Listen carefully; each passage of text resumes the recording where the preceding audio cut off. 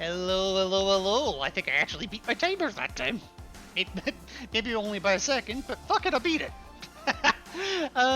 It is your favorite birdie, head of the birdcage as usual, just being hopefully a bit less sick than I was yesterday. That sneezing fit came out of absolutely nowhere yesterday, and I can only apologise that it was such a short stream as a result.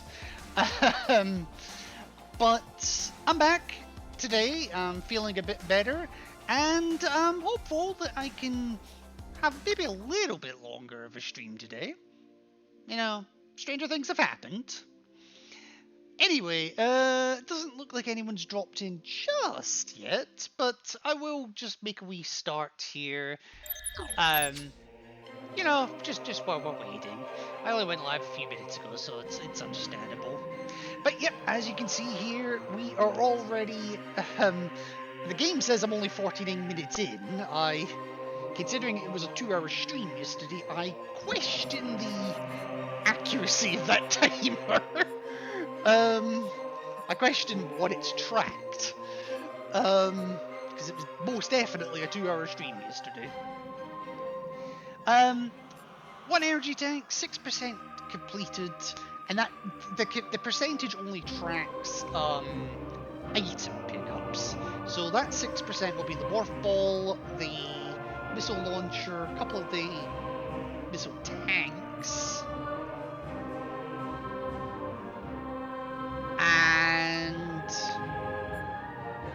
well, the energy tank as well. Actually, I think that's it. So plenty of items still to find. Let's hop straight in. And one thing I like about this intro sequence is it actually reflects the state of Samus's suit as it is on the save that you load in. So for the first time we loaded this game yesterday, it showed her in her Varia suit, before she lost it. We haven't got a replacement suit back apart from the one that she morphed into once the Varia suit broke. Or in other words, that one.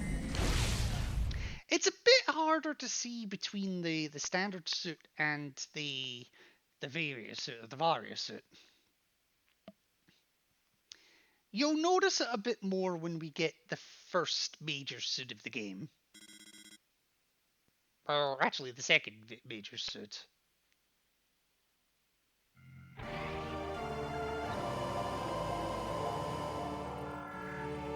Alright, so I am... Where am I? Oh, right, yes. So I just picked up the charge beam. That's the other item I forgot about.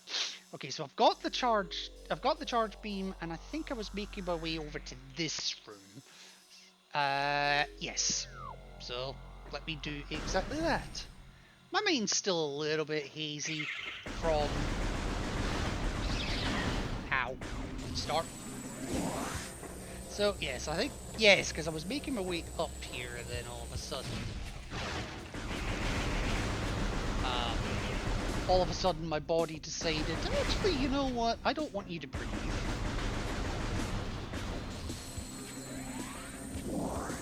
So... Getting up here without the... without a certain jumping ability is a little bit on the iffy side. Not overly bad, but yeah. Also, I just need to make sure, yeah, I did grab the streak bet. Not the end of the world if I miss the streak bet at this point, because they literally appear everywhere. I want to be careful coming out of here, because there's more right here.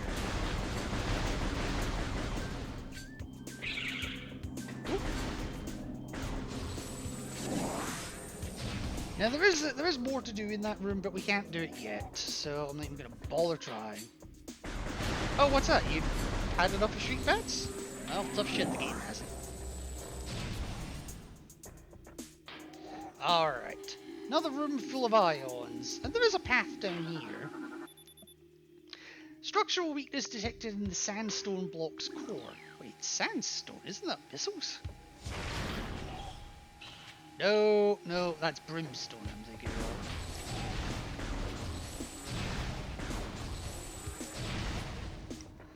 of. Okay, yep, just carrying swiftly on. Ah, this room. Oh, how I love this room. Nope, the shriek bats, by the way. And this is actually a prime opportunity, no pun intended, to get a relatively obscure scan. Very easily missed. But yeah, the locked door is actually a scan in this game. Lock system engaged. Secure the area to unlock the door. Yep. You physically cannot open that door through conventional means, i.e. shooting it.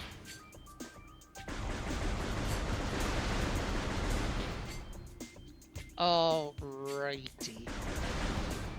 So I actually forget the correct way to go here. And considering that's going straight into water, I'm gonna vote not that way. So it must be this way I need to go.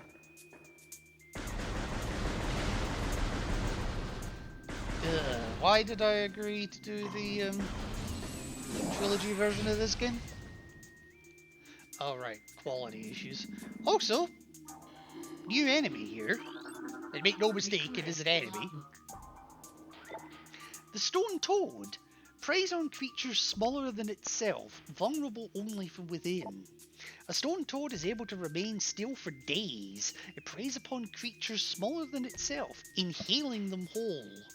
Anything it finds undigestible, it regurgitates. Stone toads use their tusks as a last resort in combat. Yeah, we can't hurt it right now. But it can certainly hurt us, so we're going to leave it be. Instead, now that we've got the morph ball, I'm going to try to go through the damn pipe. And into this room. I'm going to go in with the scan visor ready. Yes, that's a war wasp hive. Yes, the door locked behind us. Yes, that's a boss. Yes, they're throwing another boss at us that quickly. The incinerator drone, programmed for high temperature waste disposal. Device schematics indicate a high risk of malfunction when internal power core is damaged. Unit has minimal combat programming but can defend itself if necessary. This drone's intense heat blasts compensate for its lack of battle prowess. Basically, lock onto it, avoid the fire. I can't damage it yet. Now I can, however. Now, after the first wave,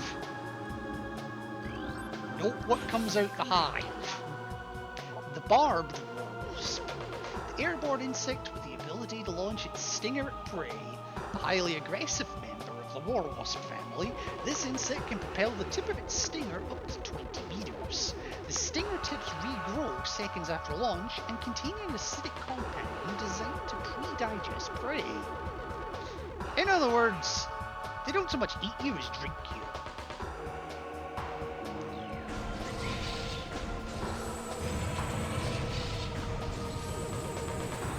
Oh shit, I meant to jump and well, it didn't jump.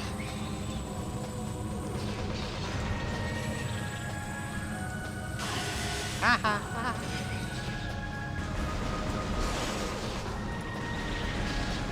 There we go. I need to do this 3 or 4 times.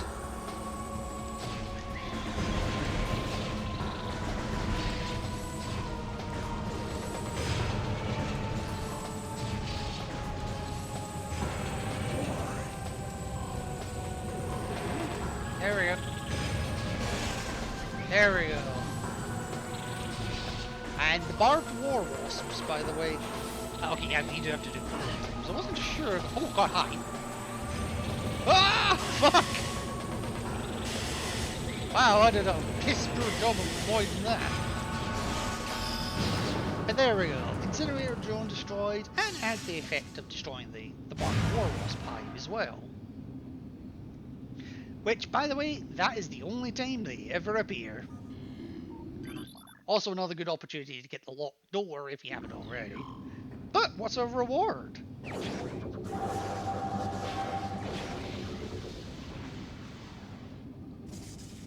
We have our bombs back. Morphball bomb has been acquired. So, I can flick the Wiimote again. And if you look at the map, if I ever hit the right button, you'll notice that there's more to this room. If I have a look over here, structural weaknesses detected throughout the wall. Vomit. And your reward for being inquisitive is a missile expansion. Now, if I'm lucky, I think this is the first place where I can get a new pickup. Unfortunately, I am not lucky. You can sometimes get the large missile expansion in there. Sometimes. Not always, though. I'm just going to stay in ball form because... I'm going to go this way. I'm going to get up there. In fact, I'm actually going to restock those... Wait! I'm going to respawn the room to restock those boxes. Yeah, if I go 2 rooms away, or nearly 2 rooms away, it reloads the room whenever they get it. So let's try this again now that I'm actually at full health. Is that it? No, that's the medium. It's fine. The large one will come eventually. That's fine. I just have to remember to actually scan it when I do see it. Oh shit! Alright, so want to be careful coming out here. Just get rid of them. And now, weirdly, I have a way to deal with this. They eat anything smaller than themselves, whole. I have something that can deal with you now. Yes, you can blow it up from within. And doing so actually gives a secret passage, in which you scan the morph ball slot. Inserting the morph ball and detonating a bomb will usually cause these slots to send electrical impulses that can activate different types of devices. Indeed it can. This one, for example,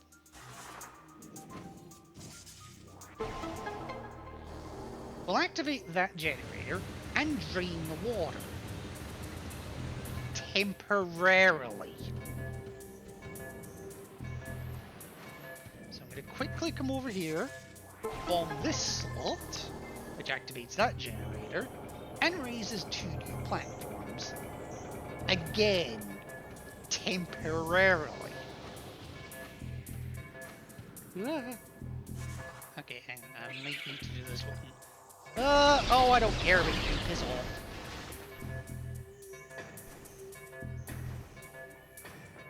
I've got to be quick here, because if this timer runs out, I'm guaranteed to take damage upon coming back.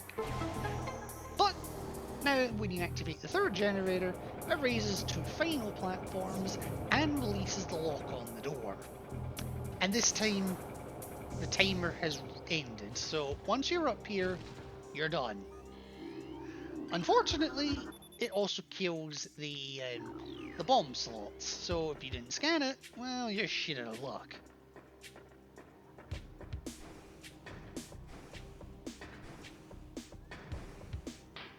Whoops, I managed to miss the easiest jump known to man. Don't ask me how I managed that, but I managed that.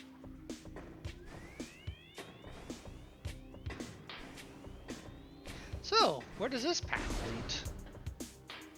Because if you have a look, you'll see it's not actually on our map.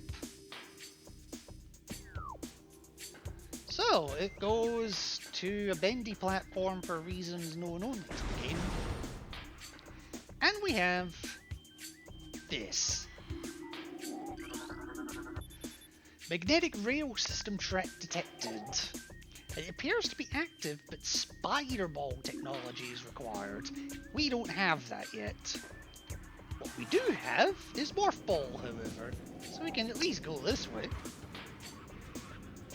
And what is in here? An energy tank.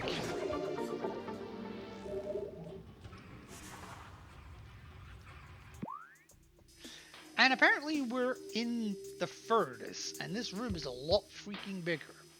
Don't worry about it for the moment. This is as far as we can go this way. Oops. So, with that, what's our next step? Well, the next step may surprise you.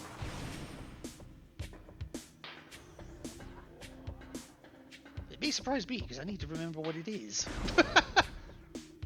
I think at this point I'm done, at least for the moment, with the chosen ones.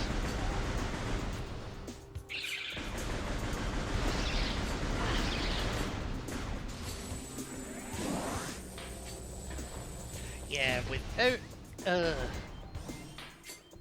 they are a non-issue. Also, yep, I don't need to worry about the ions anymore either, because now I can just bomb my way through underneath. Not that they're much of a threat anyway.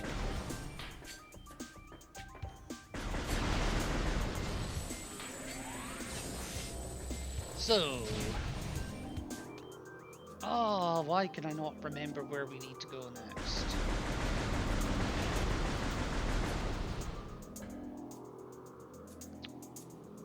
Okay, I'm just trying to think here. There is one pickup we can get right now, actually. So if I come over here, back towards where the charge was.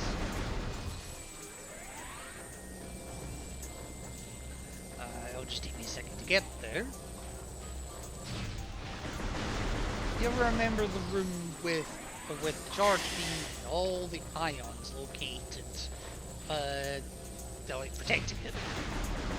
There was a path that we couldn't go. Well, now we can go that way.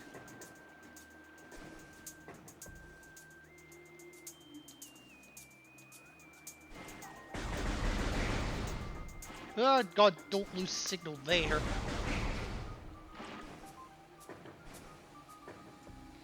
Yeah, so...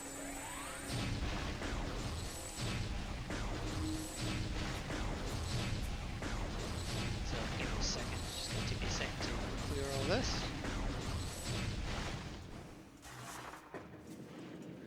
Alright!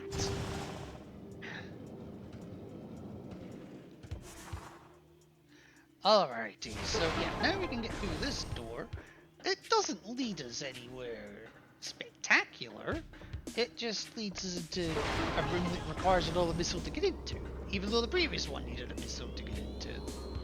And speaking of missiles, yep, the metal structure here is sufficiently weakened.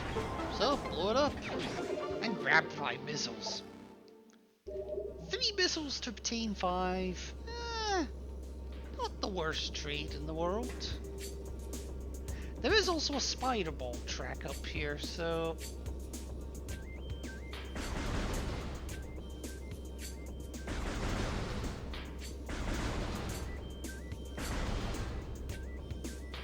I'm just having a bit of fun.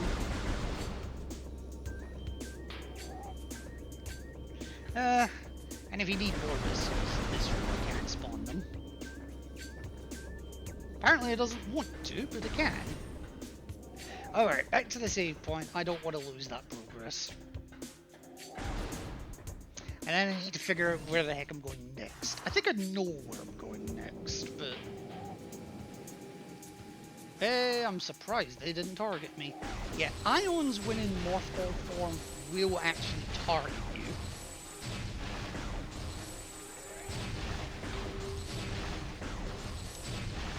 There we go.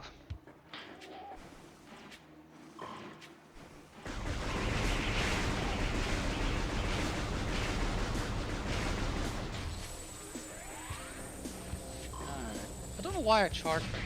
It makes no difference to Reaper Vines. Way! Get out of the water, you moron.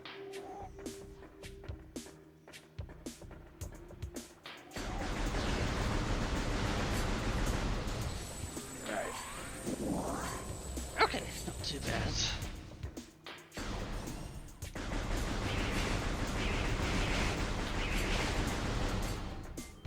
Alright, so I'm just gonna hop in here quickly, just while I work out what my next move is.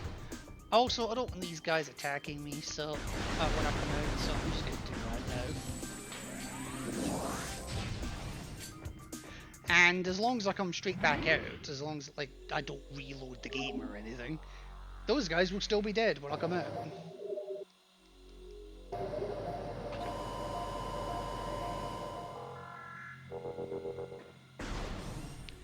Alright, so let me have a look here, see where I want to go.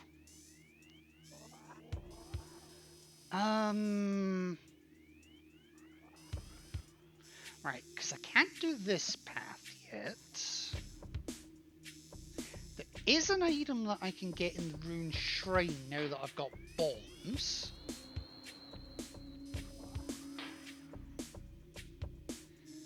There is an item that I can get in the main plaza now that I've got bombs. I can also go there.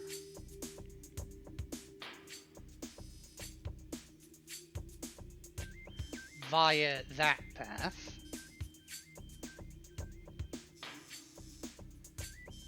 But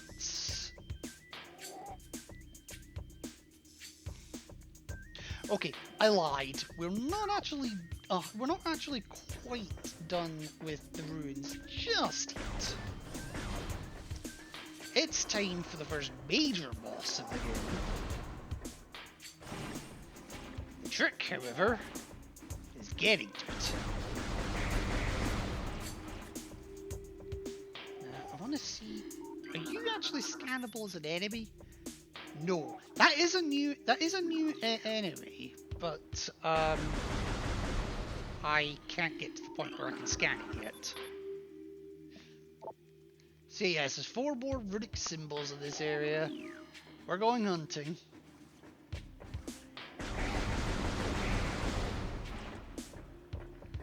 Alright. So the first one's there on the floor, in amongst that new enemy. Don't worry that we can't scan that yet. We will shortly. I'm just going to stop here because if I aim that carefully, I can destroy that Warwasp Hive. I think there is another one, but I forget exactly where it is.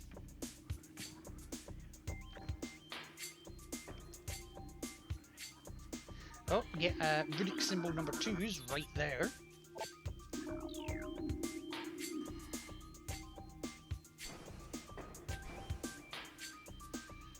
I think that's number 3 over there, actually.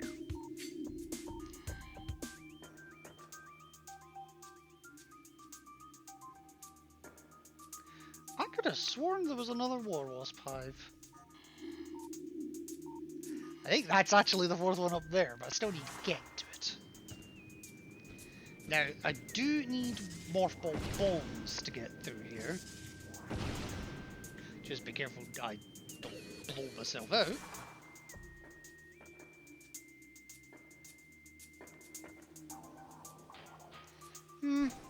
Okay. Now, I knew it! I knew it! I knew it!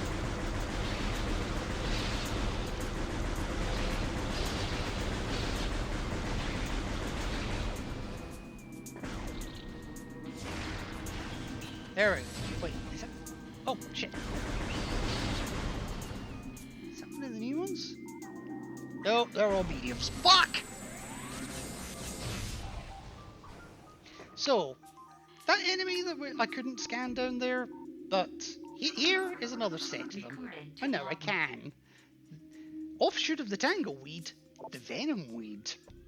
Poisonous plant that retracts into the ground if threatened. Venom weeds evolved to thrive in the habitats of large organisms. They lure prey with brightly coloured leaves, then detain it with tiny barbs that deliver a powerful toxin. Venom weeds rapidly decompose anything that succumbs in their midst. Oh, excuse me. Basically, it works exactly the same way as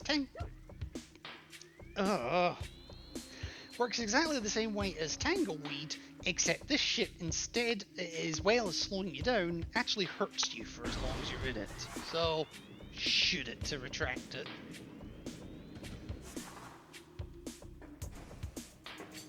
Okay, and up here. Is it here or is it further up? Must be further up. There it is the final rune. And scanning all 4 runes,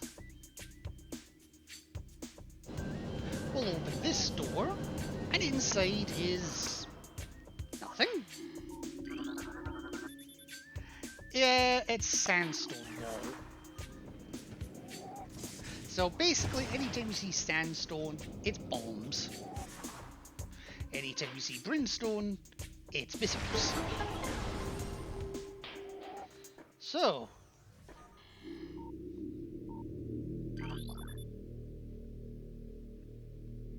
more venom here, and yeah, we're gonna have to keep moving here because there is no safe space to stay in the end. And then another room, which again, we're gonna have to keep moving. So, now that we're up here, let's see, no, it hasn't given me it yet. And that's a small one. Which, to be fair, I didn't need a small one. Oh! Hello! Hello, lady... Oh my god, that's a name. Lady Darkakaji? Welcome into the channel. First time viewer. First time chatter, at least. I don't know about first time viewer. Weird that my bot didn't notify you that you were lurking. Not sure what to make of that. Oh, it has now that I'm looking at it. Subchamber boss. Yes, you know exactly what's coming up. It is time for everyone's least favourite plant. Apart from baby broccoli.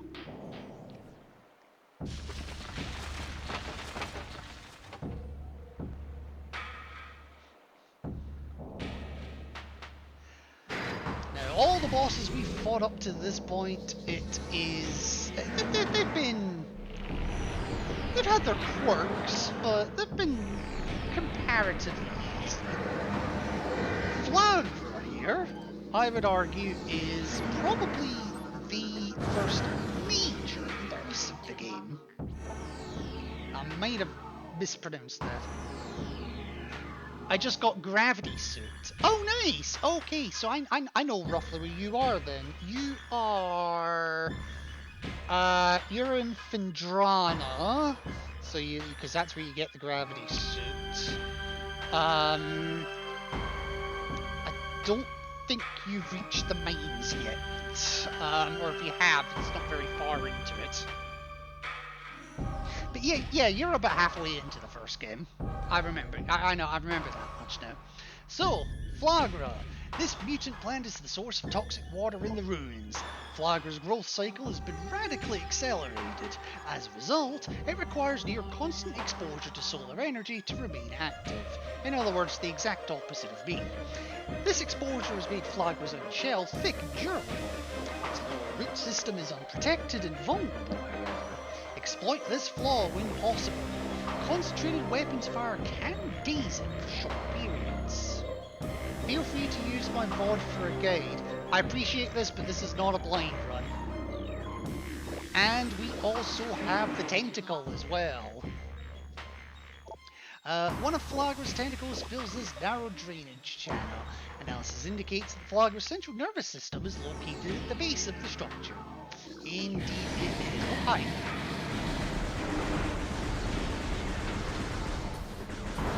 And shooting it does nothing except stunning it. What you're actually wanting to go for here is the reflectors. I couldn't think of the name for a second there. And once you get them all, you get bomb slots. Don't mind if I do. What system am I using? I'm on a Nintendo Wii. This is the trilogy version of the game.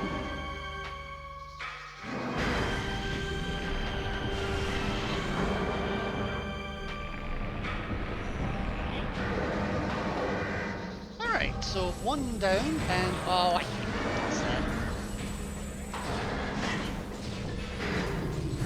Be careful while Flagra's not stunned, because... Oh, he is stunned. She's stunned. It's stunned. Because it can knock the reflectors back into position. Alright. 2 down. And this is the crux of the fight. Stun Flagra, get the reflectors. Once all reflectors are out of alignment, Flagra retracts its tentacles. You bomb the fuck out of it. It gets harder each time you do it. Don't fucking do that to me. Okay.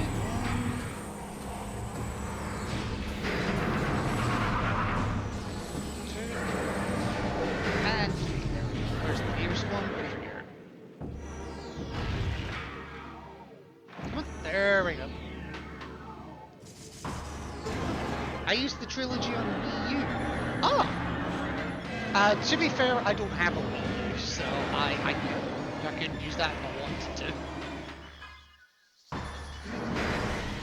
Alright, time for the hardest one.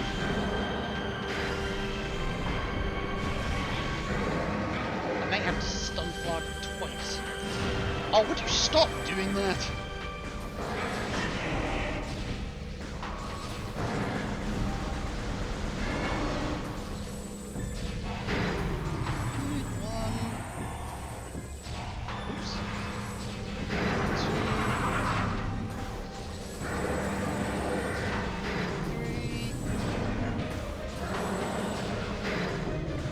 Never actually got to the... Where's the... Oh, I'm nowhere near where I want to be. I might not make this. Oh, this is going to be close. Actually, that wasn't too bad, actually. I used the trilogy in... Oh, wait, no, I read that. But yes, with that... Cosmos' second-hated plant in existence has finally perished.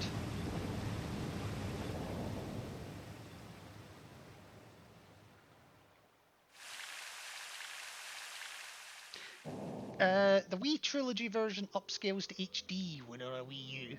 Fair enough. I wasn't sure, but again, I don't own a Wii U, so I don't have that as an option. So, up there, we have got our suit expansion. The first one of the game. I wouldn't really call it an upgrade. I would call this more getting back what we already had and subsequently lost.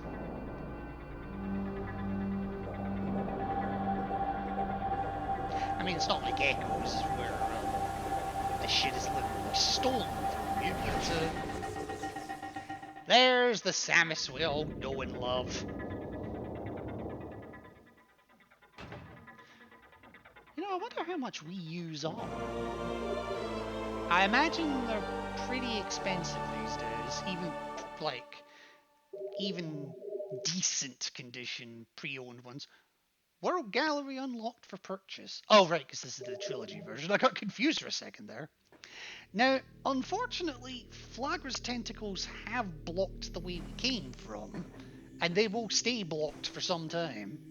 So, only way we can go is this way.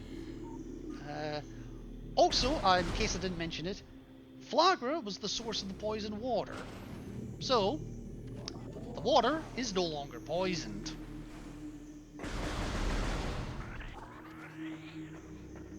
But let's see. This is where I normally get the new health spawn.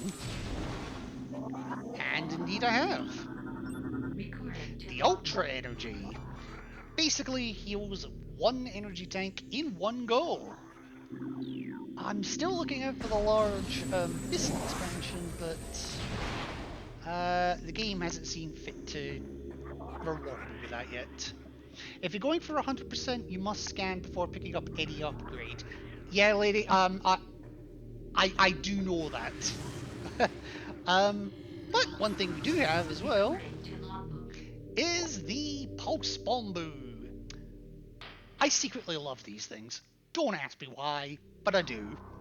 The Pulse Bombu, the life form of raw energy, periodically releases explosive segments from its body. Pulse Bombus are energy beings invulnerable to most known weapons, but electrical energy can harm them.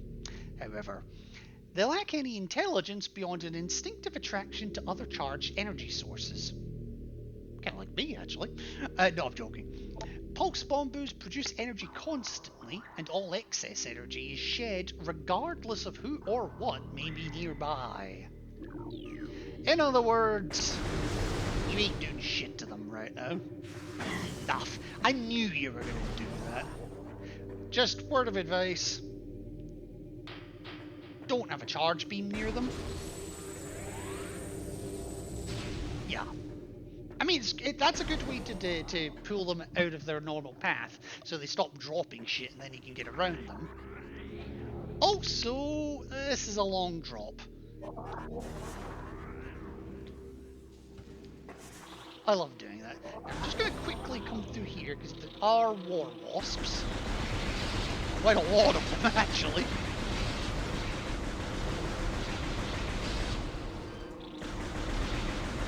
Come on. My controller is doing God knows what. Alright.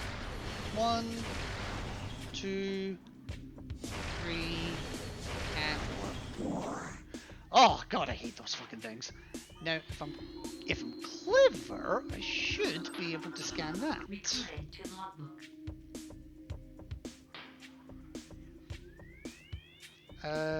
Right, okay. So, over here, we don't have to worry about these guys until a lot later, but it's worth scanning now. The Oculus. Wall crawler that generates electric pulses. The Oculus exposes its single eye when active. The electrical field that covers it is enough to deter most predators. If the Oculus detects anything capable of presenting a real threat, it retracts into its impermeable shell. Wish I could do that. Anyway, now that we're down here, we're most certainly not going back. But there's some chosen lore here too. The cries of this dying land echo in our ears as we Chozo watch the great poison seep ever further into the living pulse of the planet. The dark energy sinks into the trees and waters, devouring all life. Peaceful beasts die by the thousands. Some creatures survive, but their forms grow as twisted and evil as the force that fell from the sky. Many of these mutated monstrosities remain small enough to do little harm, but others grow enormous and threaten our very existence. One such beast defiles our sacred fountain, disgorging poison from its foul form, replacing pure flowing water with cascades of creeping death. Even in the face of such horror, we Chozo do not turn in fear. We are all that stands in the way of this great poison, and it is our duty to contain it. Yes, the foul beast that they were talking about was actually Flagra upstairs, which does beg the question, what would Flagra have been like before the Great Poison event? One does have to wonder. Alrighty. So now that I'm here, we've got this platform, and it leads to a brand new area, the Magmur Caverns. Now the question is, do I want to go down there just now, or do I want to make a quick stop for some extra goodies? Thinking.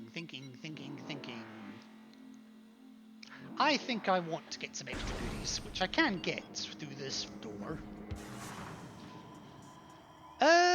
So... There's two for definite I know I can get right now. I'm trying to decide if it's worth me going back to Talon Overworld to get a few more of those, and get some scans while I'm at it. And I think the answer is yes, actually. But first, some more Chosen Lore, which I actually forgot was here. The future is a vague thing, ever-changing and always in doubt. Even if we Chozo could gain the ability to foresee the future, it would be a hollow gift, for we could never hope to control what is yet to occur. The fountain is an example of this. The day may come when its water dries up, and there is nothing we can do to stop such tragedy. But we do know this. Unlike the uncertain flow of water, the power of our will is strong and enduring. The will of the Chozo will never run dry. Super Missile is in Drifts, I think, from Drana. Super Missile, I do know where that is off the top of my head. And I believe... Okay, so the next beam is there, the next suit is there. The next visor's there as well, actually, I just realised. And what the hell? I must have been turning as my eyes were shut. The actual super missiles themselves? I think you're right. My memory's failing me at the moment, though. Anyway, we have some bomb slots. You know what that means? It's bombing time.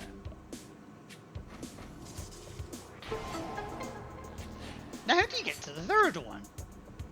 Because a single bomb won't get me there. A flip is just the same as a single bomb. Well, there's a reason I've been practicing double bomb jumps.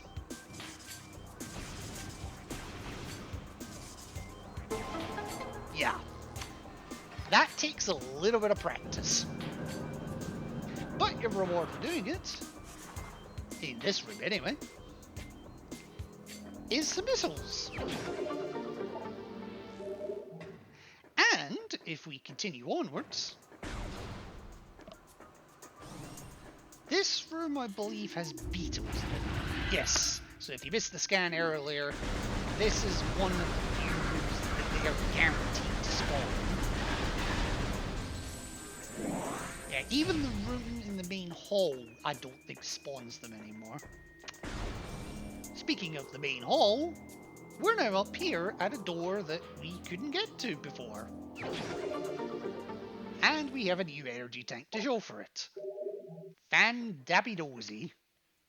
I'm just going to shut this because I want to show something off.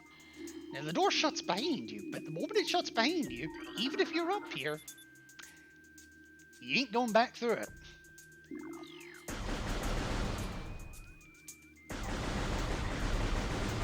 Yeah, you're stuck on this side now. So what I'm going to do is just get the few power-ups I know that I can get right now.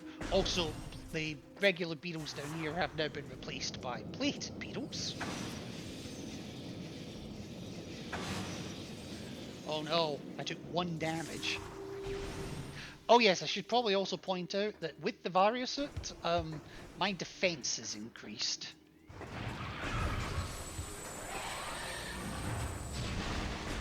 Okay, that was simple enough. Just check a scan view. Now, the missile expansion is right here. It's a sandstone wall, which of course is bombs. Perfetto. Now, I think there is one further expansion in... Ooh, I was not expecting you to spawn that. There is one further expansion in this room, but we can't get it yet.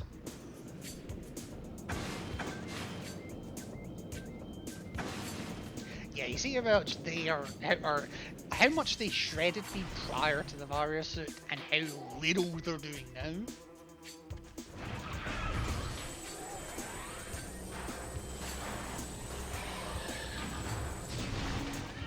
Yes, now there is a missile expansion up there. We can't get it right now. There's actually one there too, which we can't get, and there's one up there, which we can't get. Plus the energy tank that we've already got. Yeah, this is a busy room. But I think for the moment, I am going to go back to Talon Overworld and grab a few items that we couldn't get previously, but can do now. So back to Talon Overworld we go. Oh, excuse me.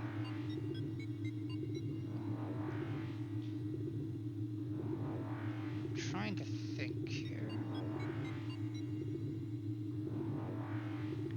Actually, I think in hindsight it would have made more sense to do this the other way around, but well, I'm here now.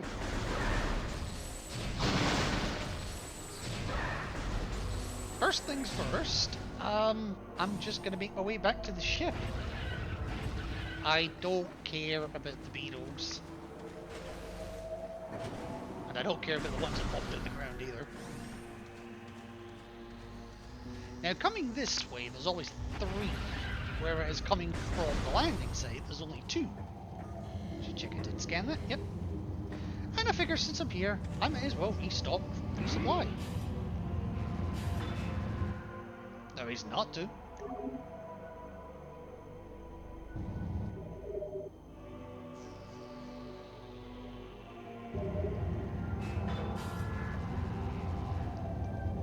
So, the first of the pickups that, the first pickup that we can actually get that we couldn't previously is actually in the landing site. There's a missile expansion behind the Tangleweed. Nice and simple. Now, I could go down the water and get a minor sequence break, but I'll leave that for the moment. Instead, I'm going to head towards the impact crater.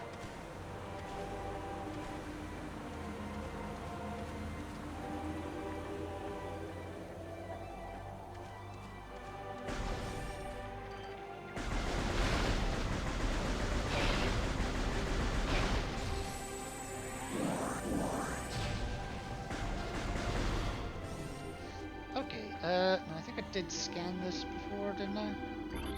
Yes, I did. So of course we can get through this door before. Now we can. And in this room is nothing. Literally nothing.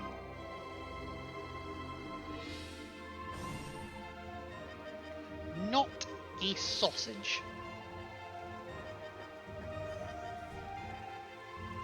But in this room, we have several things worthy of our attention. First of which is 2 pieces of Chozo lore. So here's the first. Throughout our living nightmare, as we battle with this unyielding darkness, we Chozo see a light. This light glows with promise, chasing the shadows cast by the great poison, and purifying that which has grown toxic. It is strange, though. At times, it looks to our eyes as if the light coalesces into the figure of a woman. Burning brightly, the luminescence descends from space, then retreats back into the infinite blackness from whence it came. When this prophecy comes to pass, when the light recedes, the Chozo's long vigilance of containment will finally come to an end. Coalesces into the shape of a woman, coming down from space? That can't possibly be shit. And the other one. The containment of the Great Poison. This task has fallen to the Chozo, and we will not flee from our duty, even as we suffer with the land and its creatures. We will pour our will into the 12, the artifacts that, when brought together, form the lock that holds this great evil at bay in the depths of the planet. This lock must stand up to all who might come to assault it. To preserve the power of the seal, and to protect it from those who would meddle for their own designs, we will spread the artifacts across the land, hiding them from prying eyes. The lock must never open until the day comes when this disaster can finally be put right. Given that we have yet to see a single Chozo, I'm guessing this has been locked for a while. But I can come down here and cue the music change.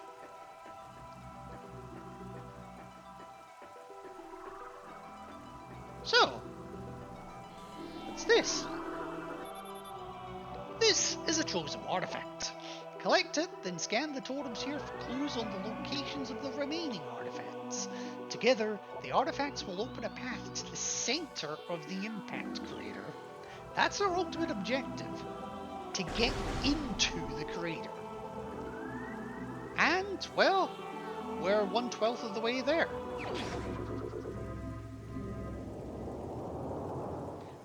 As my alarm goes off, fuck.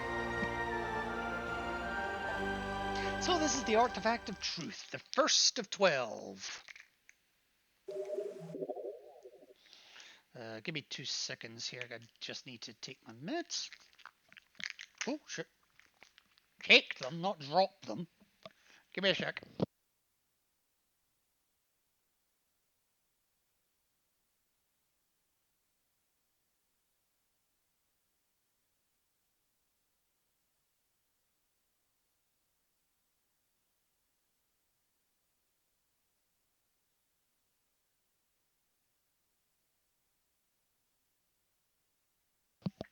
Sorry about that.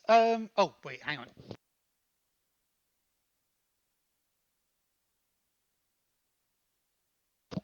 There we go. Sorry about that. I lost track of what time it was. So, yeah. We've now got the first artifact of 12, 11 to go. And now that we've collected it, we can start getting some hints and tips for at least some of the other 11. Not all of them yet. And technically speaking, while these do count as scans towards the logbook, you technically do not need to scan them. Like, there is nothing stopping you from collecting all 12 artifacts and still getting 100% logbook completion. So I'll show you a couple of these. I probably won't show all of them because it'll be a lot of back and forth otherwise. A sun chamber high atop our ruined home became the nest of a great beast and a source of corruption. Many Chozo spirits have been drawn to this tainted place, release their bond to the world to claim the artifact of Wild. That sun chamber that they're talking about is actually where we fought Flagra. Yes, there's actually more to do in that room, but one side's been blocked off by Flagra, and the other side you cannot reach without the spider ball. We're not going to be there for a while. Recording to logbook. Next, the Heat of Magbur was a test for many warriors. A shrine in their honor holds the artifact of strength. We haven't come across Magbur yet. We will be shortly, though. That particular artifact, though, again, could have been waiting a while. So, in one of Talon's far corners, a grove of life lies. Reveal the pillar beneath the waves to find the artifact of Chozo. So this one's in Talon Overworld, but it's a section that we cannot get to yet. Again, that's one of the later ones. This one's the Artifact of Truth, which we just picked up way right here. So you see, when you collect them and return them, it actually overwrites the scannable one, but it still counts towards your logbook entries. Recording to logbook. Here's another one. Invaders have claimed Findrana as their own. A tower sits atop their fortress. Collapse it to reveal the chamber where the artifact of Elder is held. Findrana we haven't got to yet, but we will in time. Recording to logbook. And here, there is a tower within the ruins where light always shines. Move through the waters there to find the artifact of Life Giver. So this one is in the Chozo ruins, and while we can't get to it directly, we can actually get fairly close to it, and have been fairly close to it a couple of times. We can't get it yet, however. But we will. We will. Within the ruins of our home, we honour our fallen elders in a great hall. A chamber beneath the statue holds the artifact of World. That's another one in the Chozo ruins, but it's the far end of Chozo ruins, which we haven't been able to reach yet. We need a separate beam for that. And that's all the clues that the game will give us at the moment. As we collect more artifacts, we'll gain more clues. So there's nothing more to do here at the moment. But that's okay. We've made at least a little bit of progress.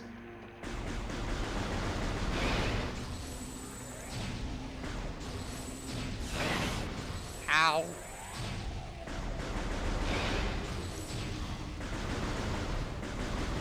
I'm so glad this is Tangleweed and not Venomweed. That's all I'm gonna say.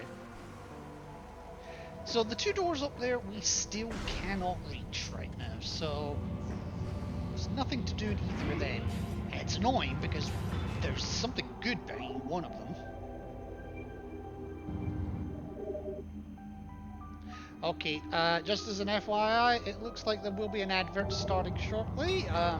Nothing I can do about it. Yeah, all my options are grayed out. So remember, you've got options like ad blocker, you've got subscriptions, even Amazon Prime or Twitch Prime, sorry. You have options available to you. So it'll start any second now. So there is another room that I can go to at the moment, and it's the door behind this grey door, leading, like the one that says Root Tunnel. Technically, that does go eventually to where I need to go now, but I'm gonna go. It's gonna put me on the wrong side of where I want to go now. So instead, I'm going to go via the Chosen Ruins. And we're going to go back to that,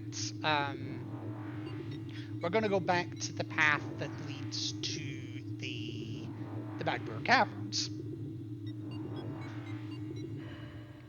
And of course, as you might expect, game? That was weird. As you might expect, new area means a lot of new scans. Of course we're going to get there first. And there is things to collect on the way there. So I need to go via the Hive Totem, which was back this way. Wow, I managed to get through that without getting hit at all.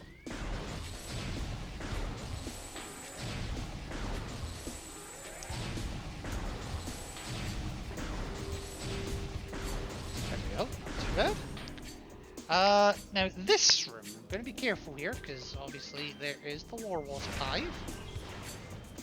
And I think there's another one here.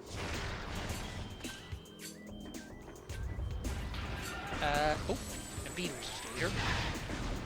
That's fine, that's fine. So, this missile expansion, we've seen it a couple of times and it's been taunting us. So, I'm going to get it now. So, I'm going to come up here. This is bombable with, well, it's bombable because it's sandstone. I keep wanting to call it Telluric Alloy, but that's the next game. It actually serves the same purpose. Then if I come over here, I can bomb this one, this one, whoops.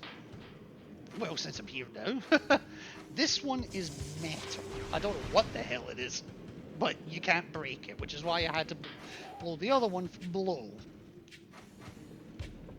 I did not mean to fall out there. And blow that one, and then boom, missile expansion get.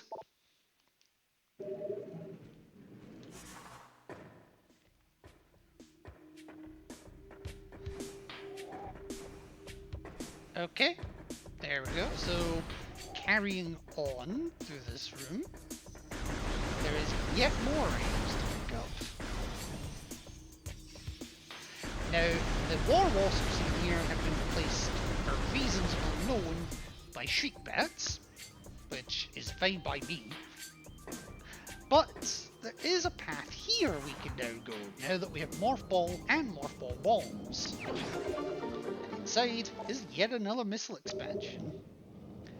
Now, if you continue on that path, you just end up in a patch of Tangleweed. Quite helpful Tangleweed, because if you don't, you end up in the water.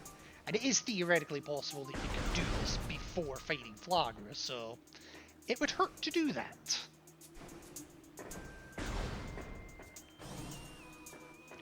But we will carry on. At this point, all the water in the place is safe.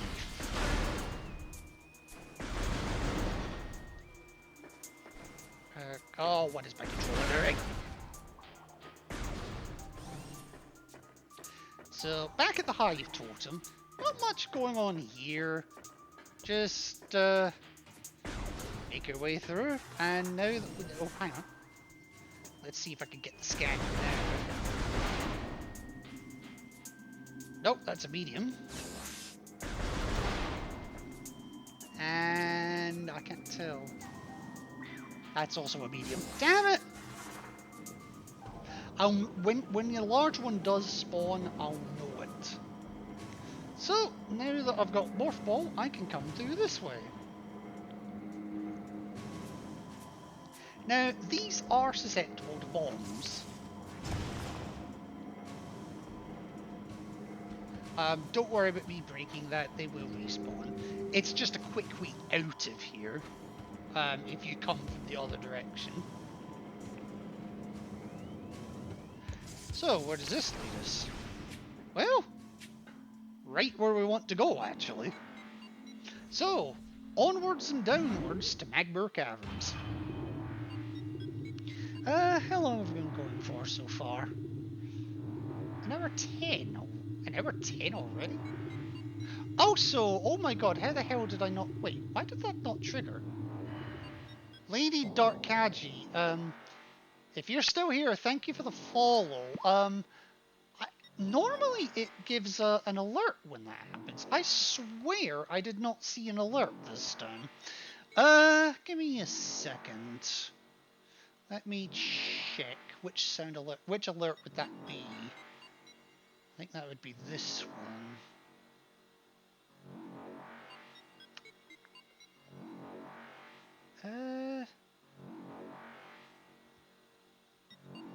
You want to refresh that there?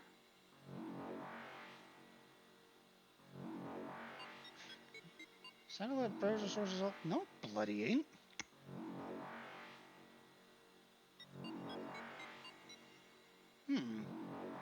I just want to check this is working, because it's not coming up. It's coming up in some logs, but not others. Right, I'm just going to test my source here.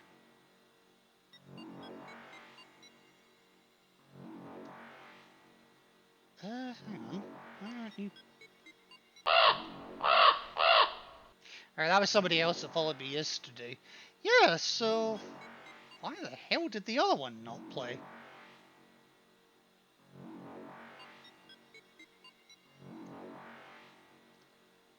I don't know. I don't know. I don't know. I don't know. I'll just call it a quirk with the overlay. But anyway, just before we start going into a new area, I am just going to take a couple of minutes to myself, and yeah, I will be right back.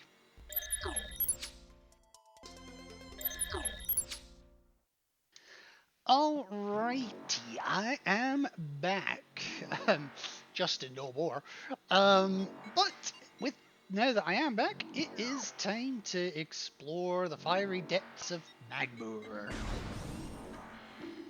So, let us do exactly that. And I'm gonna dive in. Well, I was gonna say balls first, but I mean Samson's a woman, so uterus first? I don't know. Doomslayer! You can tell when I lean over. You can tell when I lean over to read chat because I just instinctively. Oh, the joys of how I'm having to do this. Oh, fucking cables, nunchucks, and everything. Hey, hey, Doomslayer, how are you doing this evening? Welcome in, welcome in. Here, let me give you a quick shout out. Ultimate Doomslayer. Oh, why did I think you were a streamer? Whoops. Mulligan! Oh well. If you ever do stream, there's your shout out. All right. Currently starting Zero Mission. Ooh, that's the reimagining of the original Metroid, isn't it? The 2D one. Oh god, I forgot about the shriek beds.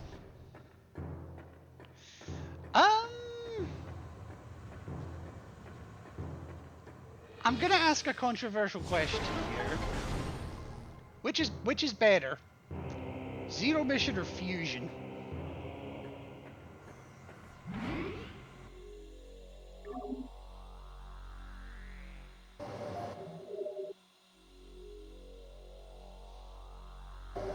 I'm curious to know your response.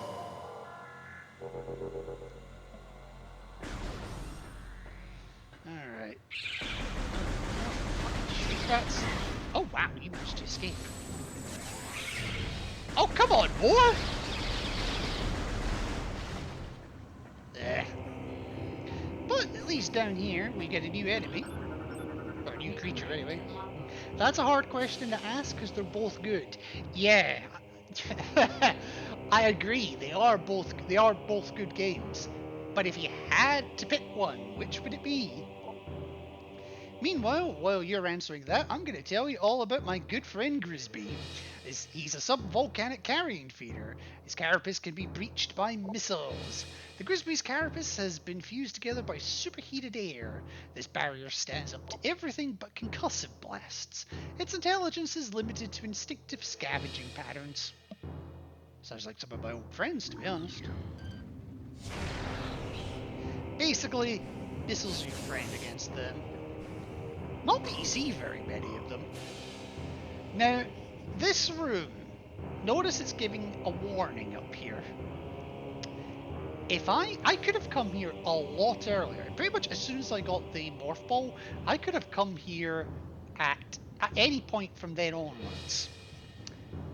But without the Varia suit, just the act of doing this would be hurting me.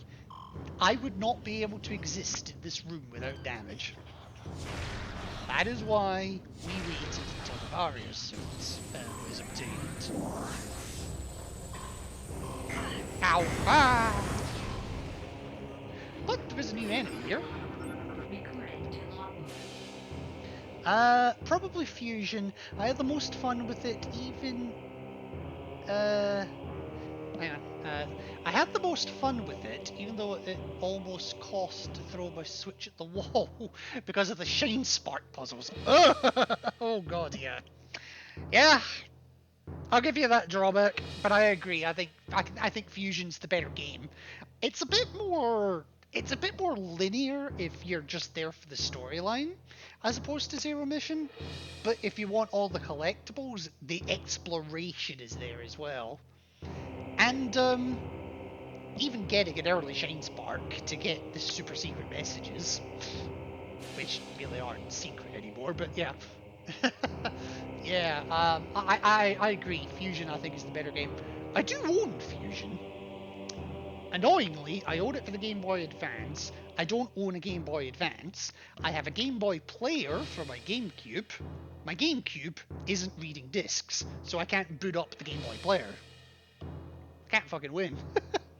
Anyway, enough of that. I'm going to tell you about my new friend, the burrower, the tunneling insect predator. The burrower is similar to the beetle, though it prefers to spend more time underground. It seeks seismic disturbances, then surfaces to attack. It has enough cunning to realise when something is too large for it to handle. Beyond that, it's fairly ignorant.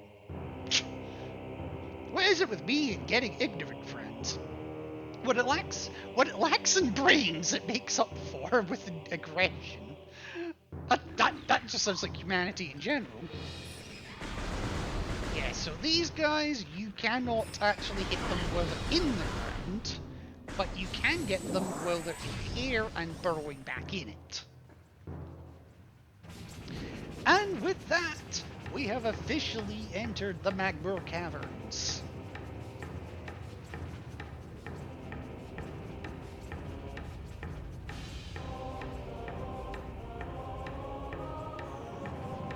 And speaking of Magmoors, I give you the Magmoors of Magmoor Caverns. Fire-breathing serpent that dwells in lava.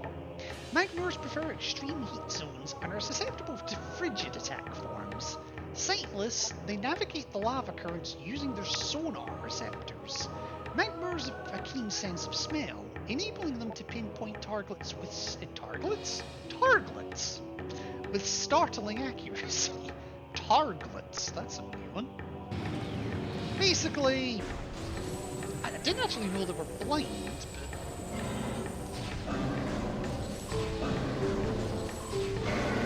but just shoot head. And then we've also got these weird motherfuckers. The Preed, the Puffer. Yeah, you'll see why I made that mistake in the next game. The Puffer, unstable gas-filled organism, will rupture on contact. Puffers fill their bodies with lethal metavibrium gas and float around in search of food. If ruptured, the gas within the puffer is violently released. Despite their fragile bodies, puffers are aggressive hunters. The gas cloud they release upon death is often fatal to the creature that brings them down as well. Basically, keep your distance from these guys.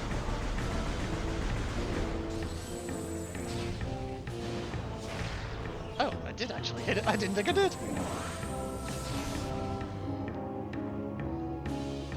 Yeah, nothing going on. Nothing else going on here, so just gonna carry on. Oh, hi. Am I in range of you? No, I'm not.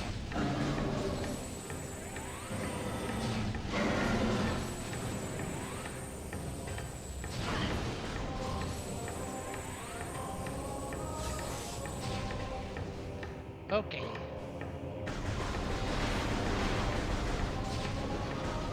Alright. So, here we've got controller issues, apparently. But we've got sandstone, which was, we know by now, is bombs.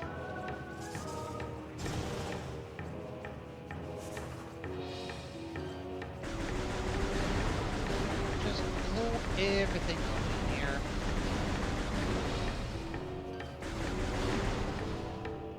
Alright, I think I got it all.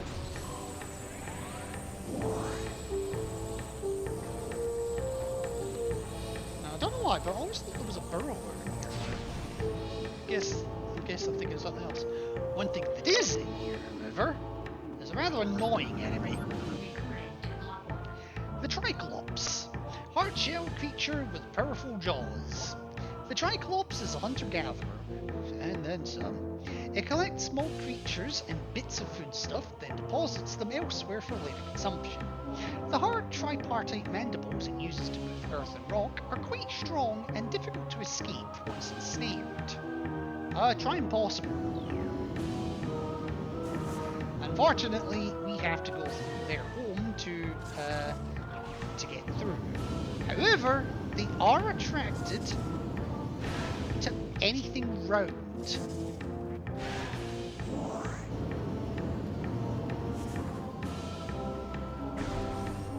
I have no qualms killing those fuckers. Alright, now we are in the Triclops pit. Oh dear. Right. No, that's still a medium. Damn it! I don't want medium, I want large. Oh, hi. And that's why you keep your distance from them.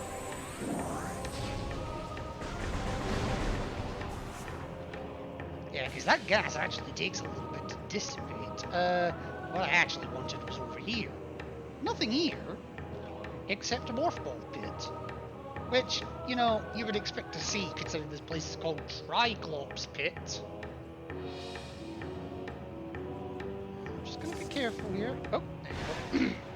Now, if they grab you, they will take you to the edge of their area, or in the case of the ones here, to this pipe, and they will eject you, damaging you in the process.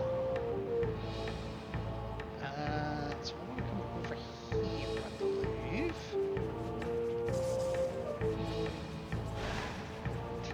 Yeah. Eyes bigger than your stomach, buddy. But coming through here will get me to this door. And what's behind door number 1? Not much actually. Just a missile expansion.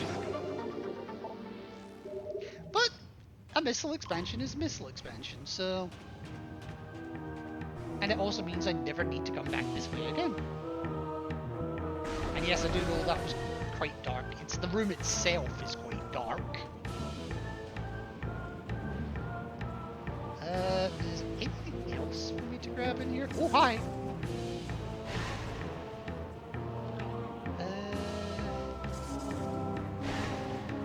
No, it does not look like it.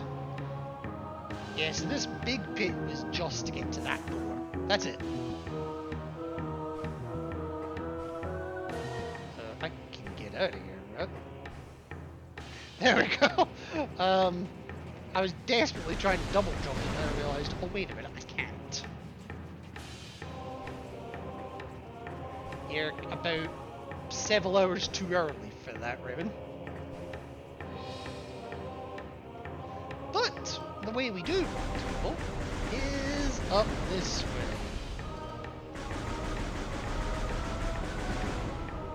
I'm just trying to take things out of range here. Because there are a couple of puffers.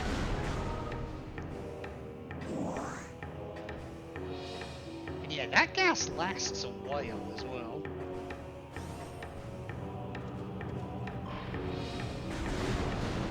Just check a scan. Yeah, I did.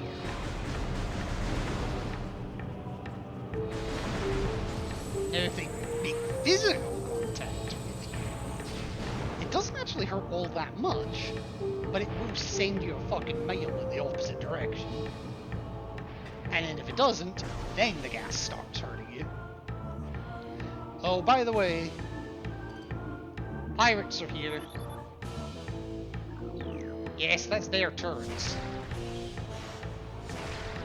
And now, they take 2 missiles to destroy.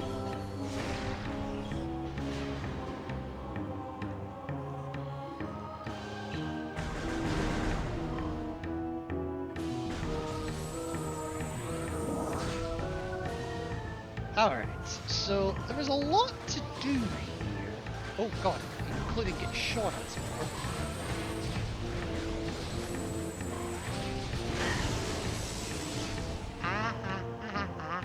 Ow.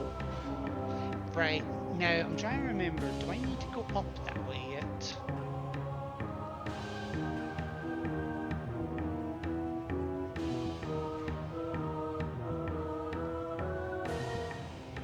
I can go that way. The question is whether or not I should. I think that is the way I do need to go. I just don't think I want to go that way quite yet. Because there's a few things I can grab first. You gotta be careful with those jets, because if they hit you at the wrong time, good luck. There, that's a large. You have no idea how long I've been looking for you, you little son of a bitch. And now that I've collected that, that's small, medium, and large missile upgrades. Or ammo thingamajigs. And small, medium, and large health pickups as well. Go, controller. Okay, so... Oh, shit. Okay, there we go. That can be deceptively tricky sometimes, because sometimes if that particular Triclops grabs you, you're in for a world of hurt. Because it will throw you quite happily into the lava. And as you saw from that accident dip, lava hurts.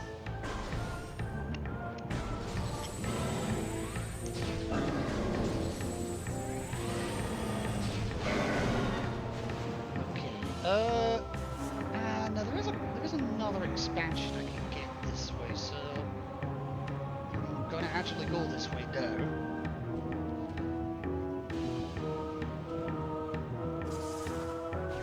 And this room will actually take us to a transport. This one actually takes us to Talon Overworld. But there's also another door here. Not that we could do anything with that one. That is literally just a sea of lava, that room. But there is one pickup that I can go and get back at Talon Overworld from this side. And technically, I could have grabbed it earlier. Hell, I didn't even need to go through Chozo Ruins to get to Bagbor, technically. But I would have missed out on a couple of pickups if I'd gone this way. Oh my god. Also, apologies if you hear me sniffling a little bit. I'm still not 100% okay, but I have taken some antihistamines this time. So far, we seem to be doing the trick. I'd be lying if I said I was 100%. Meanwhile, under this bridge is another missile expansion. And the room continues onwards. And it continues all the way to the Root Cave. Now, the Root Cave right now doesn't have anything for us to do. And if I follow it far enough back, it'll eventually lead to the Root Tunnel through the grey door that I could have blown earlier but chose not to. Which in turn would lead us back into the main Talon Overworld area.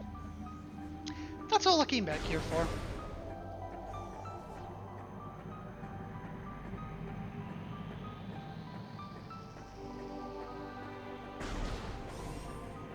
Alright. Down back into the depths of Bagbor Caverns we go.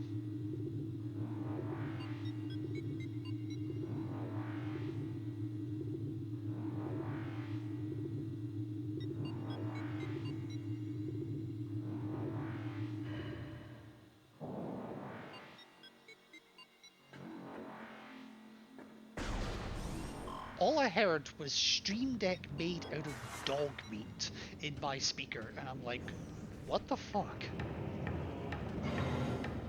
I know they're talking about Fallout, but still, what the fuck? Hurry up, I'm still range.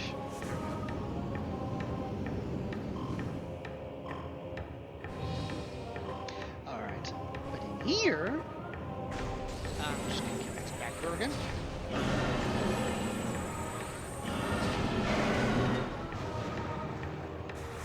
No, there is an alarm going off. It does not matter. But what does matter is what's up this path. And we had accidentally double hopped. Now, I gotta be careful here, because I can and will fall off if I'm not careful. But at the end of this rather treacherous path is another missile expansion.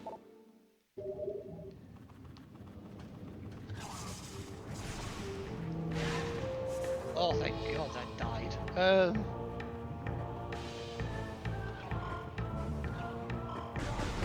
You could probably make that in a single jump, but I didn't fancy risking it, honestly. And with flight controls the way they are right now, I don't know if I'd risk it.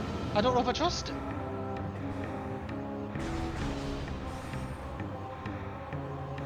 But I'm just going to make my way back to the central chamber, because the way we actually need to go is in the main chamber.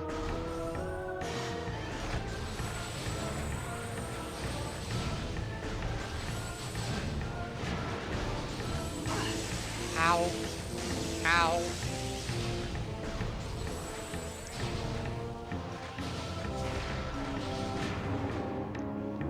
Where's the third one?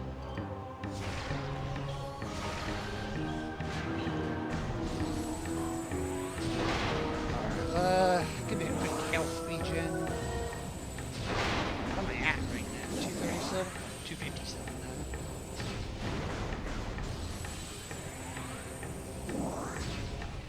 now. Not much to do except just start climbing. Now be careful. There is another turret.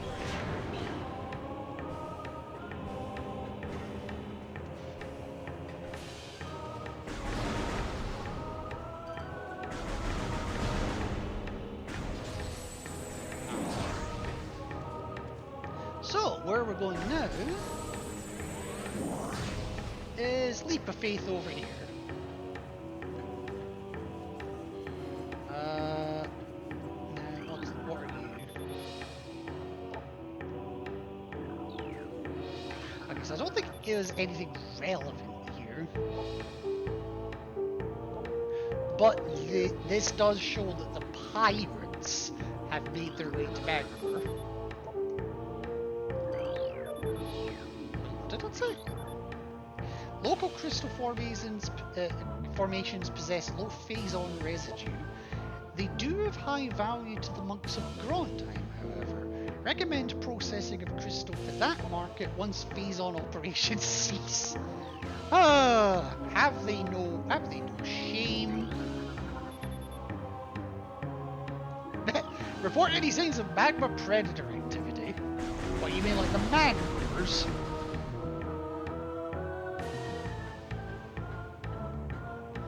Anyway, there is more to do in this room. There's a path up there. You can actually get on top of this platform as well, but not yet. Instead, we're going this way, but not there. So, remember that double bomb jump that I did earlier? How about a risk of death with a double bomb jump? Multiple times for good measure. Yep, so that's me done it once. If I'd failed that, I would have gone in lava, by the way.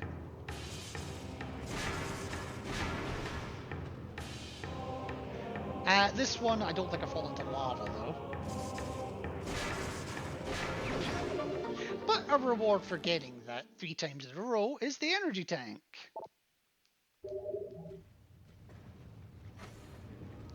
Yeah, don't fall into the lava. That's a life lesson for you. Don't swim in lava.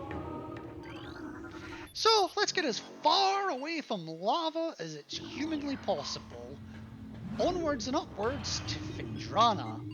And very much at the other end of the spectrum. At least the temperature spectrum.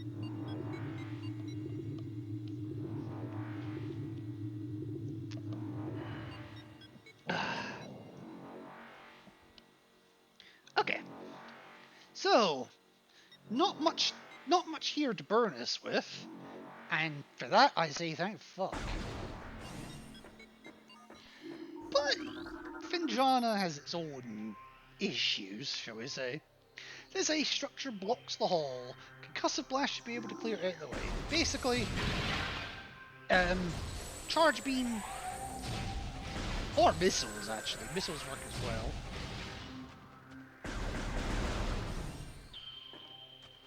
And welcome to possibly one of my favourite areas of the game.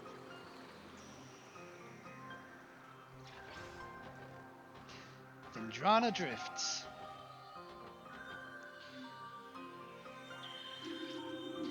Plenty to scan here, including the really fast-moving enemies that are flying up here. There we go. Oh, damn it.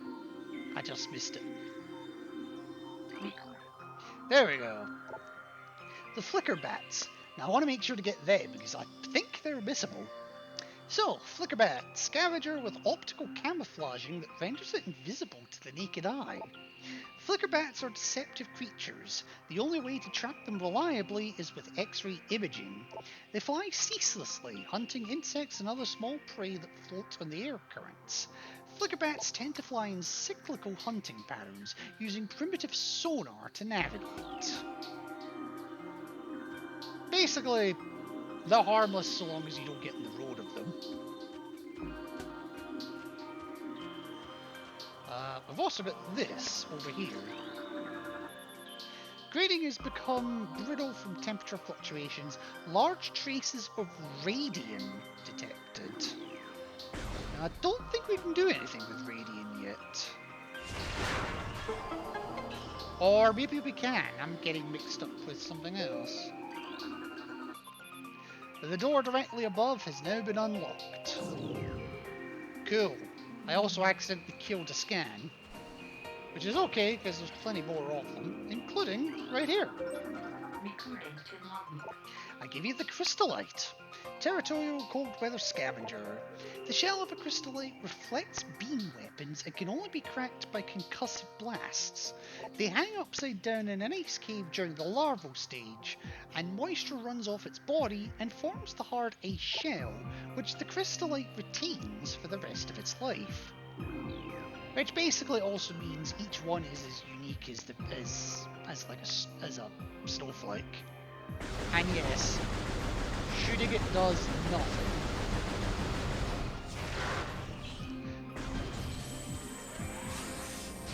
But I'm gonna come over here. And you can see here, we've got a save station. And yes, the pirates have been here too.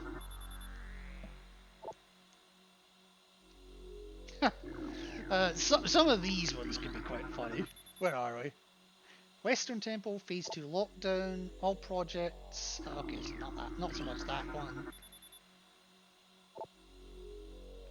Okay, so that's basically saying a lot of shit is in lockdown at the moment.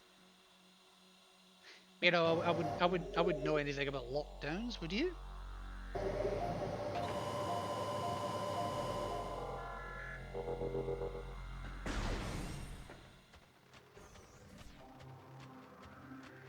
Alright. I'm trying to remember if there's anything else I need to scan in here. I don't think there is yet, so I'm just going to continue along the path.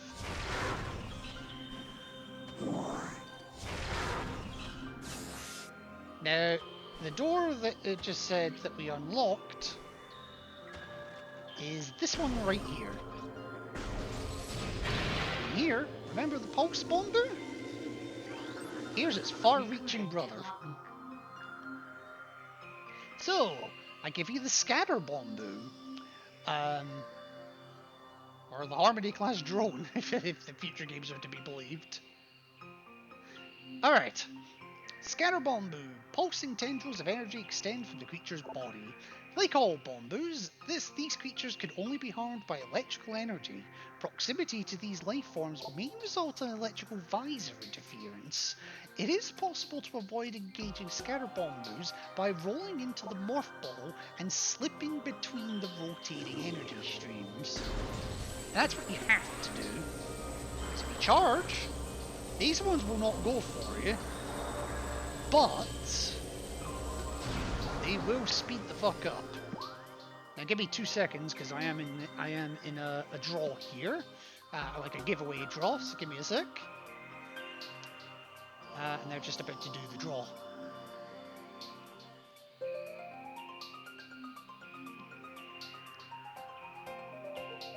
I have absolutely no idea why my volume knob's not working right now.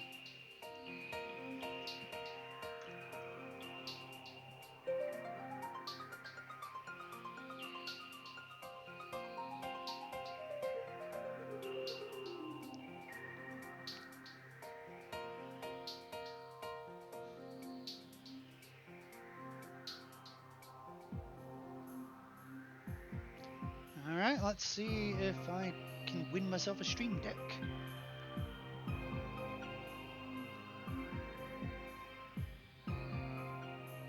Nope, I don't think I have. It's low. Let me see, because if they don't claim it, if they don't claim it, they'll redraw it. I'm not seeing the name.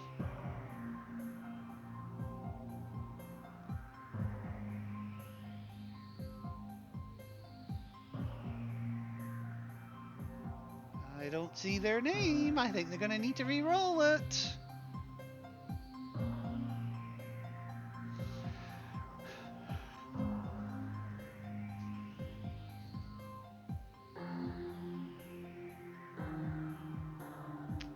Right, they're gonna yes, they're gonna re-roll it, so I still have a chance to win it.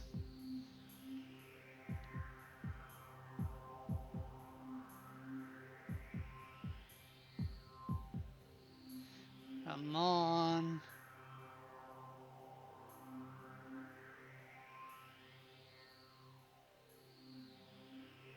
Rising Jeff. No, that's not me. I don't remember seeing that name.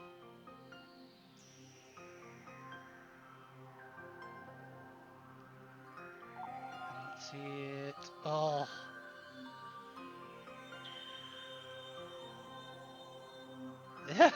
Nobody! Did they?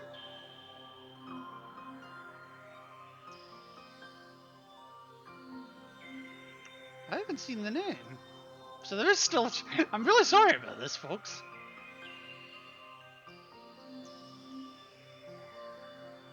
I don't see it.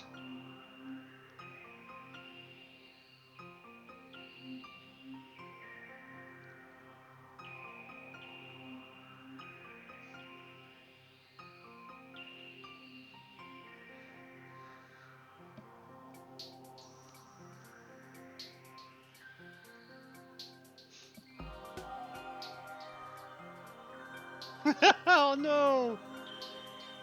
Okay, Husky Leet. I think I did see that name. I'm literally just sitting here watching. In fact, hell, I'll even show you what the hell I'm watching.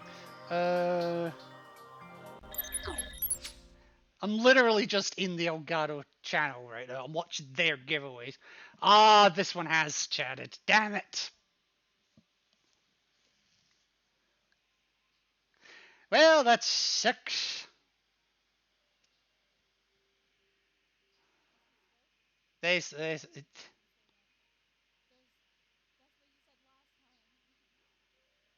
Yeah, but this time they actually did.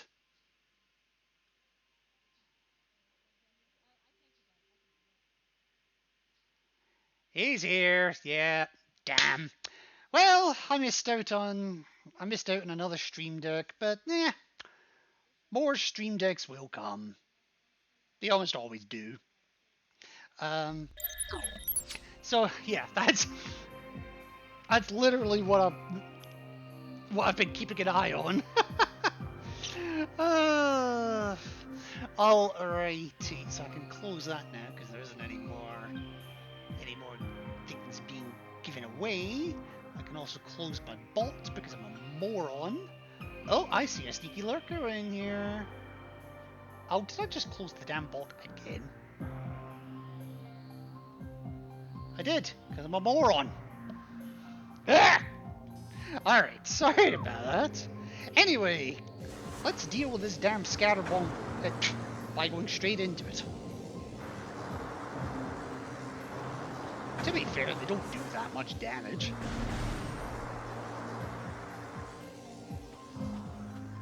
Now in here, we have a new scan. A new enemy. The baby she-goth. Glacial predators. Ice shell protects vulnerable dorsal area. In other words, shoot it in the back. Young she-goths grow a resilient shell of ice on their backs, which serves to protect a layer of vulnerable flesh. With this being their only weak point, baby she-goths will turn quickly in order to not allow predators the opportunity to strike at their backs. Powerful hunters, they fire bursts of ultra-cold gas at potential prey, then feast on their frozen victim. Never invite these things to your picnic, that's for sure.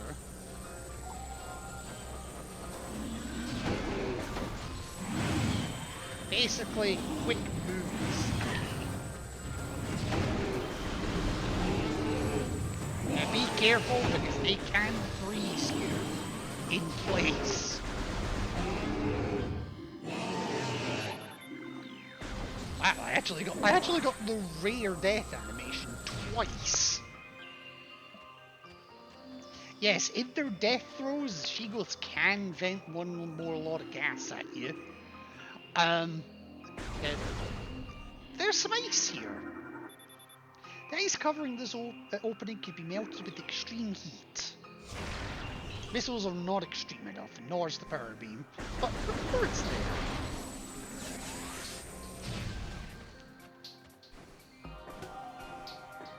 So, moving swiftly on. Swiftly in style. Points to whoever gets that reference. Got the path over there. Also note the spider-ball track here as well. We've got a lot to do in this room, but none of it right now. Right now, we're literally just... I thought I missed that. Right now, we're just passing through. That's all we can do. Now, in here is a new enemy. And a very rare one at that. In fact, I want to say this is the only time this enemy appears in the entire game. I could be wrong on that. But the Ice Burrower! Remember the Burrower from Magmar Caverns? Well, here's his Arctic cousin. Not quite the Stig, is it? Burrower adapted to sub-freezing climates. A hardy life form, the Ice Burrower has adapted to the frigid climate of Phendrana. It spends most of its time tunneling through the frozen soil, but will occasionally surface to attack passers-by. Good.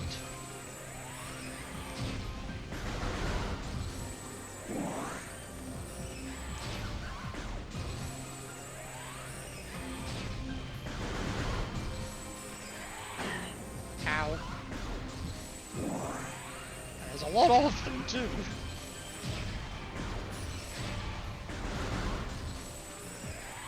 Oh god, there's one here as well. I didn't even see that one. Now, if you just mash the fire button, they won't actually surface. They're smarter than the average enemy. And also, back in the main hall, but in a different area of it.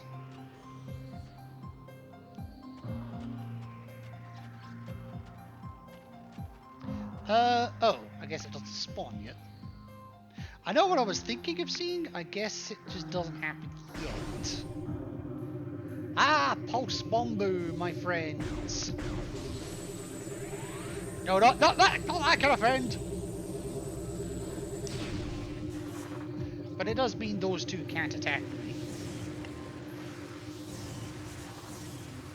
Actually, I think... No, I do want to be in this And in here is another rare enemy. In fact, this one I think is the only time these ones appear. The ice shriek bats. The ice-encased ceiling dwellers. Like standard shriek bats, these creatures are easily spotted with thermal imaging. They roost on cave ceilings, subsisting on insects, reptiles, and small mammals. Fiercely territorial, they will dive bomb anything that wanders near. Just like the normal, it's basically the same as the normal shriek bat, but adapted to ice climates. And the fact that they made it A, a unique enemy with a unique scan, and B, a one-time enemy. Oh hi! I'm stuck! I actually got pinned into a corner there. Ah! There's the freezing I was telling you about. Yep, they can freeze you in place, you just have to rapidly jump to get out of it. Wow. Maybe I misjudged how rare that actually is.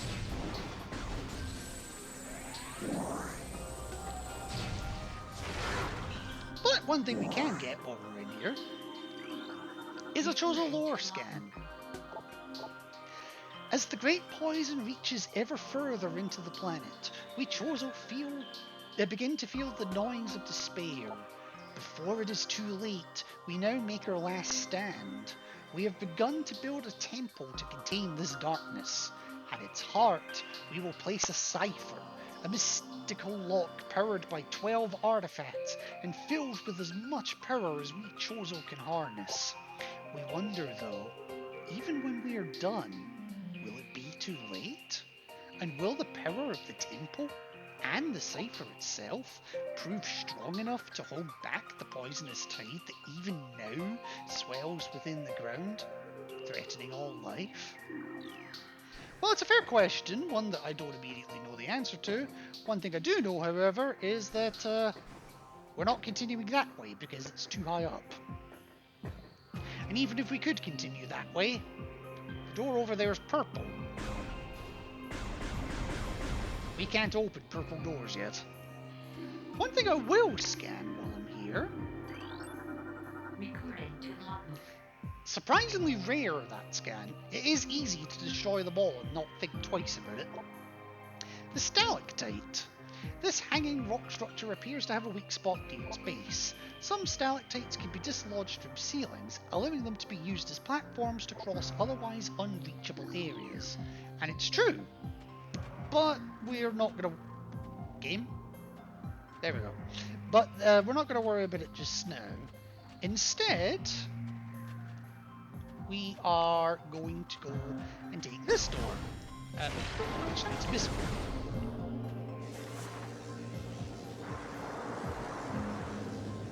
And with this... There, that's how you're meant to dodge them. We end up at the Finjarana Canyon. I actually forgot this was the first item we get. I thought it was another item we were going for. Now, am I right in thinking? Yes, there's a lore here. I couldn't remember if there was, but there is. So many creatures suffer beneath the blight upon the land, and we Chozo are no exception. But for all of our pain, we can at least believe in the promise of the future. We have come to believe that a time may never come when we can once again open the door and banish the darkness we've contained. Even so, our vigilance will forever remain.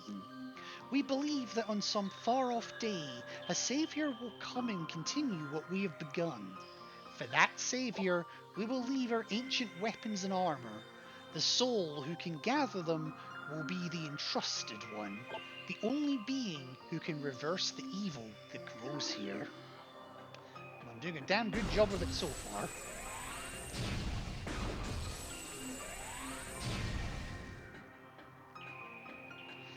Don't worry about it too much. Now there is a she-goat, a baby she-goat here.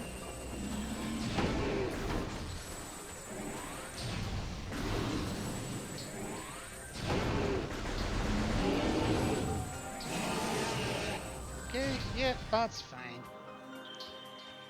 And then up here, there is also... Hey. this. So, this realigns the platforms, which were previously out of alignment, and they realign up to a staircase. The problem: propulsion units used to make platforms float are insufficient to support full power suit weight indefinitely. If I can do this quick enough, I'll show you what I mean.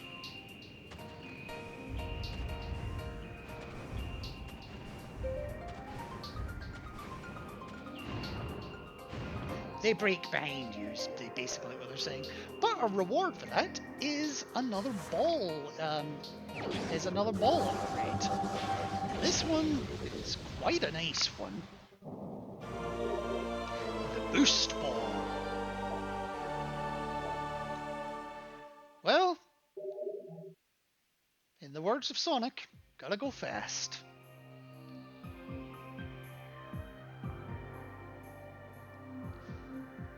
Now, do I have to scan the half-peep in this game, or is that a later game? I know I have to scan the spinners, but we haven't got to a spinner yet. So basically, I can use the boost ball. Hang on, something's hitting my controls. It's screwing with the momentum.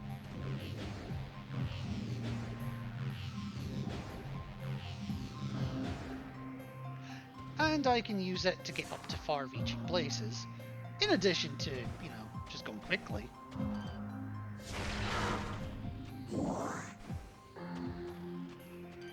So, now that we've got that, where now? That's a good question. No way did that just happen.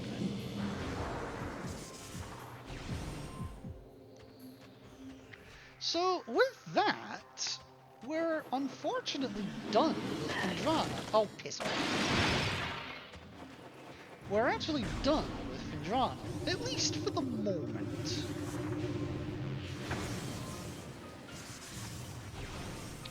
But we have a little surprise waiting for us at the bottom.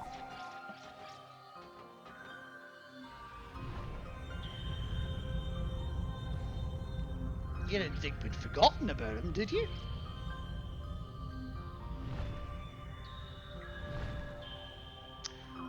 Ridley is here. And considering this place is got high pirate activity, it's not entirely surprising. So I am just going to take another quick save here, just so that I can, you know, keep my progress thus far.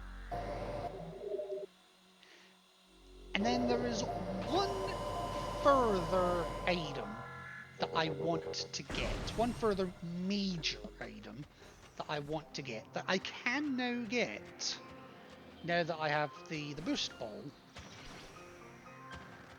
And it will make navigation so much easier.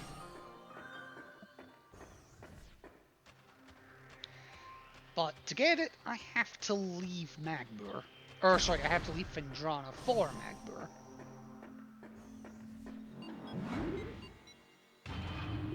Ridley's probably thinking, oh fuck, it's her again. Not wrong. Not wrong. I mean, to be fair, we've already blown up the frigate that he was on. And that was within the first 10 minutes of the game. But either way, not wrong. So I'm just trying to think what's the best way to go here. Let me have a look, actually. Because I can go to that transport, head to Talon Overworld. Or... can't do anything there, can't do anything there. Actually, it's a no-brainer. There's nothing new I can do in Chozo at the moment, so I just want to get to Talon Overworld ASAP. I'm gonna get my ship pushed in for going this way, but...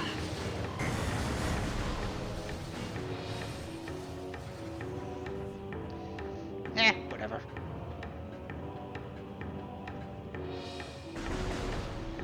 so what's on the agenda for this evening, Doomslayer?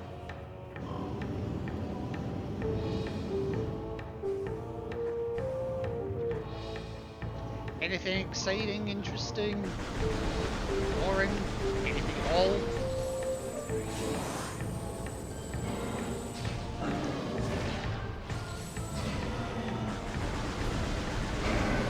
Hey, yeah, die. Do I just want to be a cheap bastard? Nah. Oh, well. Whoops. I do love the boost ball just for general movement because, well, in most circumstances, fast is better than slow.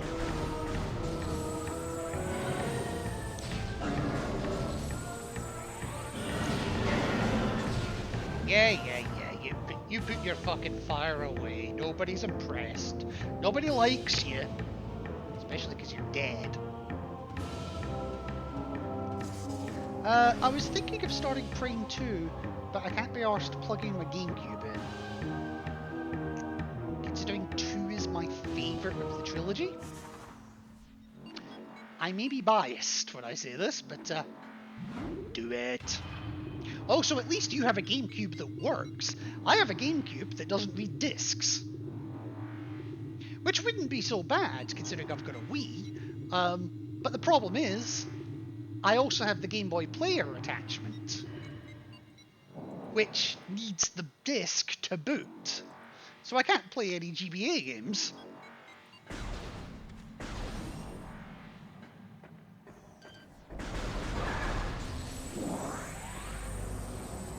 Alright, just making my way through here. And basically where I'm wanting to go is almost to back of the ship. What are you? Incubating life forms below the surface. Yeah, they look incubated. In fact, put them back in. They need a little longer.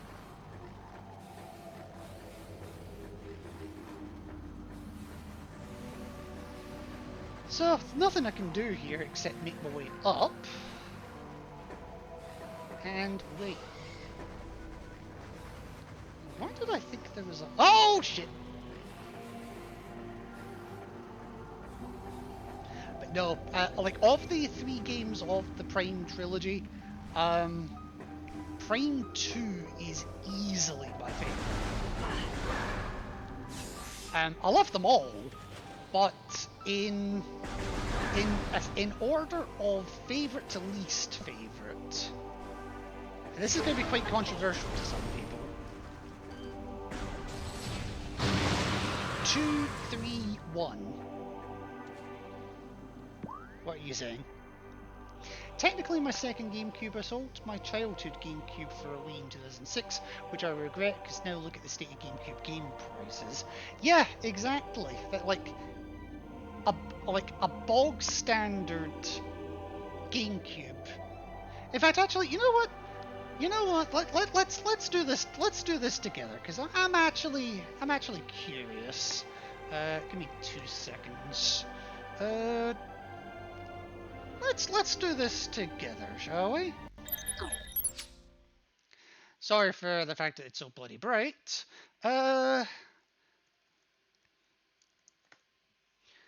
Let's have a look and see what the prices are like. And this is kind of my benchmark for pricing. So Nintendo GameCube. Okay, so if we just look at the consoles. Actually, that's not as expensive as I was expecting. I mean, it's still expensive for a console that's several generations out of date. But, I mean, £60, £75. That's not too bad. I know what's wrong with mine as well. Let me see. Let me see here. Ignore that location. That's not where I am. It's where my IP is, but it's not where I am. Let me see here. what am I looking for? Nintendo GameCube disc assembly.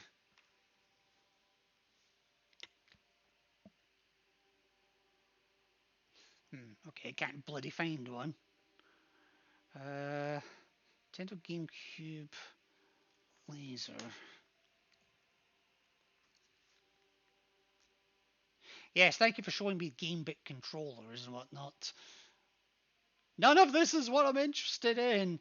Like, my GameCube works absolutely fine. Like, it works fine insofar as it powers on, it keeps a stable connection, it reads both memory cards, it reads controllers plugged into any of its 4 ports. And I assume the Game Boy Player works absolutely fine too. The only problem with it is it doesn't read discs. Like, you can hear it spinning up, you can hear it try to read. Best to look eBay. Yeah, maybe actually. ebay.co.uk.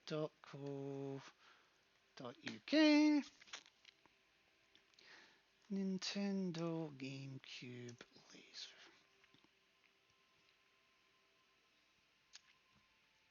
Genuine replacement parts spares for the Nintendo GameCube consoles. You choose. Or I could just get a guaranteed one for 40 quid, but it would involve me obviously having to completely deconstruct my GameCube. Not the worst, actually. Tell you what, I'm going to take a copy of that link and put it into my live profile. Then let me have a look at this one as well. Okay, so casing, everything. No, that's all okay. Lasers, here we go. So I need. I've just realised the irony of this as well. That I'm looking at this completely randomly, and what do I happen to notice on the faceplate of this one image? Metroid Prime!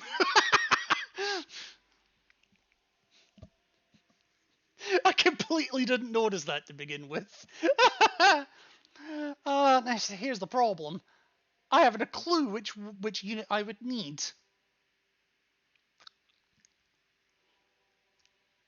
Well, I'm just looking at ballpark prices right now, so... $24.97. I genuinely can't tell what the difference is. And the other issue that I've got as well is I don't know how to solder. I have no soldering equipment, so I'm not sure if I need to have that knowledge to be able to replace these units. Fucking hell! 330 sealed Nintendo 3DS games, £21,000. Are you nuts? Wow. Okay. Yada yada yada yada da da da da da. Yeah. Oh, wait a minute. What were the options? Oh, okay.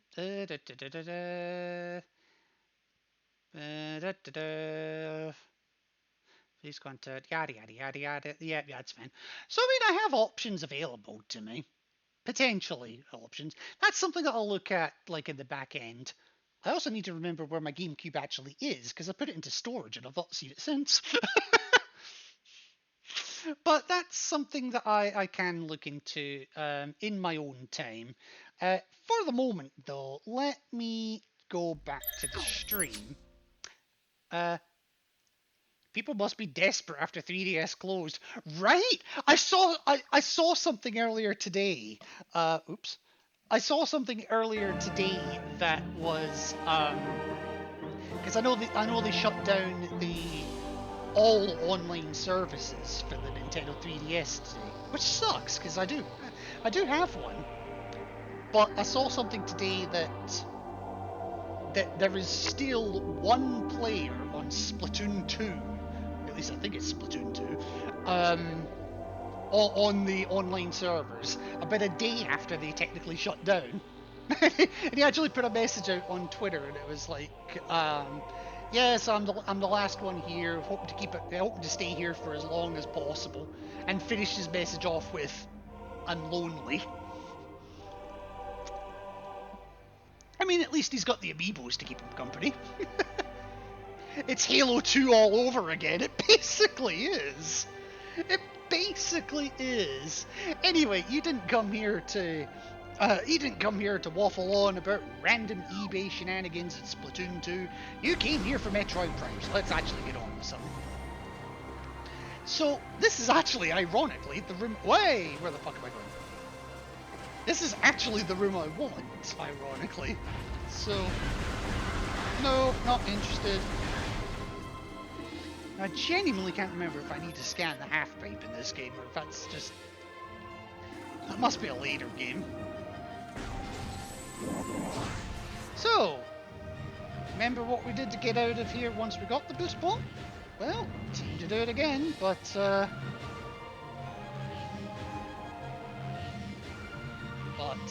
lot higher. Oh, I am gutted that the 3DS is shut down all its services now, but at the same time, I understand why. It's an old, like, it costs money to have these servers up and running, and for a system that, for all intents and purposes, has a very niche market nowadays, and a very niche player base for good measure. It's not financially sustainable. So I get it, even if I'm saddened by it. I'll read that message in a second. Because right now there is one thing and one thing only that I want, and it is through this door. Yes, we're finally through one of the doors that we could not access from the ship oh so long ago, and it leads, rather handily, to the other one that we couldn't open. So, what is behind this fucking door? A new pair of shoes. Samus, time to strut your funky stuff and look sexy while doing it. It's not exactly Skechers, but I'll take what I can get. I remember the story of people who wouldn't leave the Halo 2 servers, and people were slowly being forced off, but they were compensated with free copies of Halo 3. I'm wondering what the Splatoon guy's thinking of then.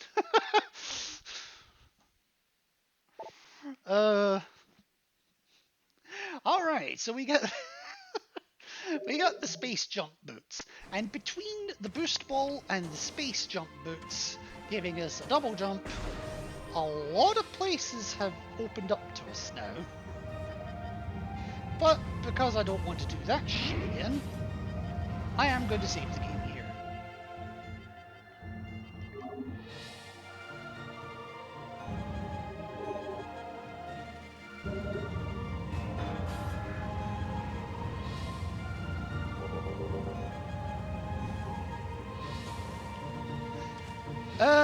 Right, so where the hell do I want to go now that I've done that?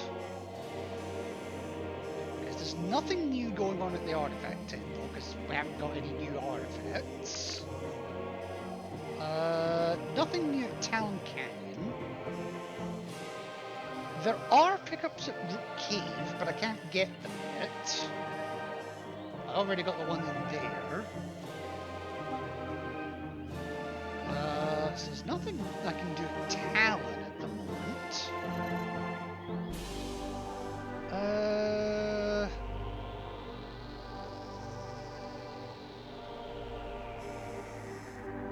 Oh, I know. There's an artifact we can go for. Let's do that now.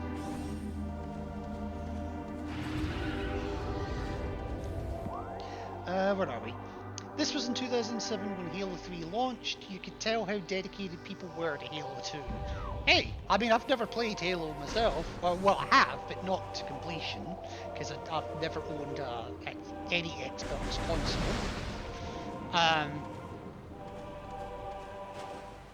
People love their like, I'm just trying to think here. People love their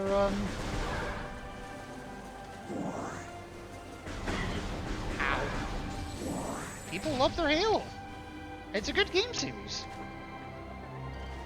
So I can't exactly say I fault them.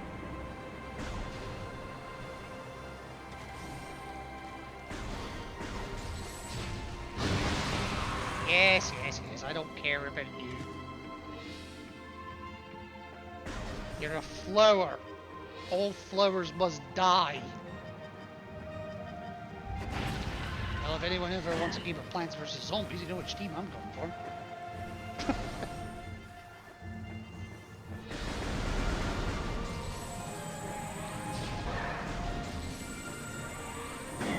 How? I love how it waited until after I picked the health pickup up before it hit me. Right, so we can get the artifact in here. We're not far from here.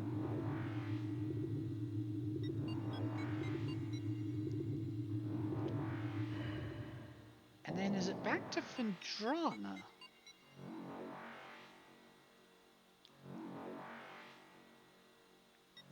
Yes, it is.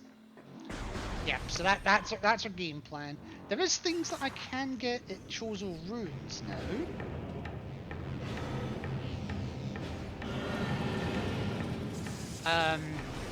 But we're gonna have to make a major detour to Chozo Ruins later, so it makes more sense to get them at that point. Oh, ow! I did not think I was close enough for that.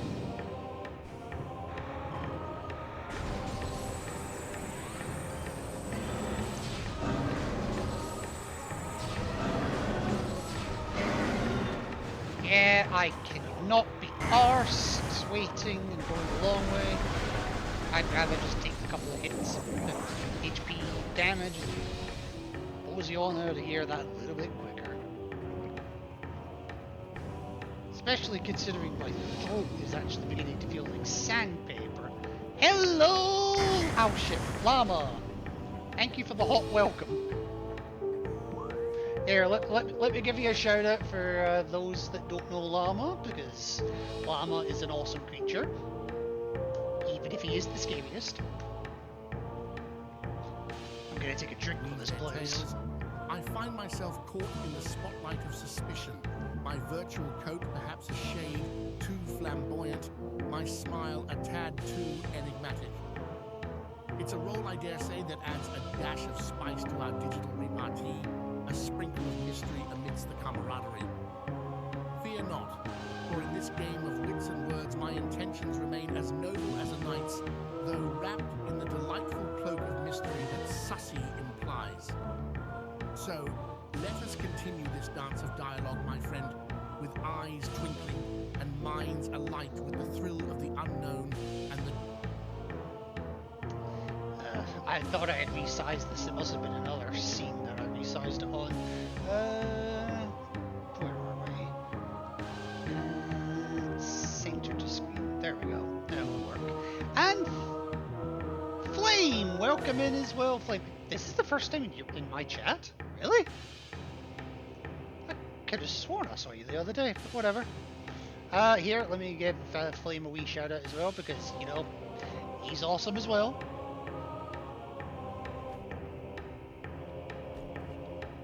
Also give me a chance to fix this.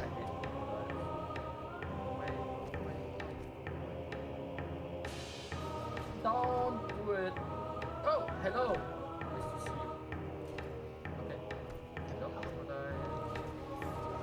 And not hello, crocodile. You are next world. Okay.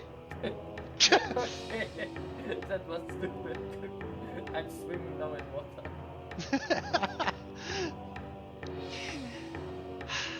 Fucking crocodiles, what have they ever done for anyone?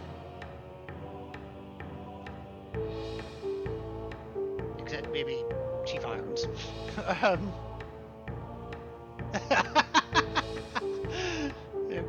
Because working schedule and time zones get not all times chance to join other people's. No, you saw why. Yeah. Well, I'm saying nothing. This time last week I spent my time getting swallowed by a fucking whale. And what do I find inside the fucking whale? An egg called Jonah. But no, you are absolutely welcome in here. You, Llama, the lurkers that I've got in here as well, Doomsayer, all awesome, amazing people. Just, yeah, there's not much more to say than that. Just stay awesome. Fleam, if I may ask, what time zone are you actually on? Just so I can get a rough idea of what I'm working with. Oh god, I was not expecting to have to dodge 3 of them.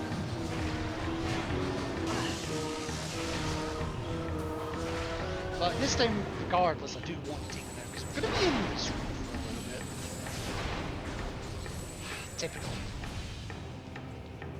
The same as Misty. Okay. So you. Okay. I won't say it on stream, but I know what time zone you are. Then you're ahead of me then, but not by too much.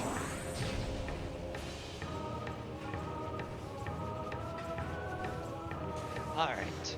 So, fuck off.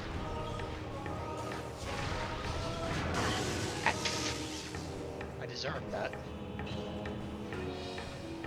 Alright, let's see if I can make this super nasty jump. For no reason other than... Well, I made it, and then my controller locked up. So, whoops. Do-over?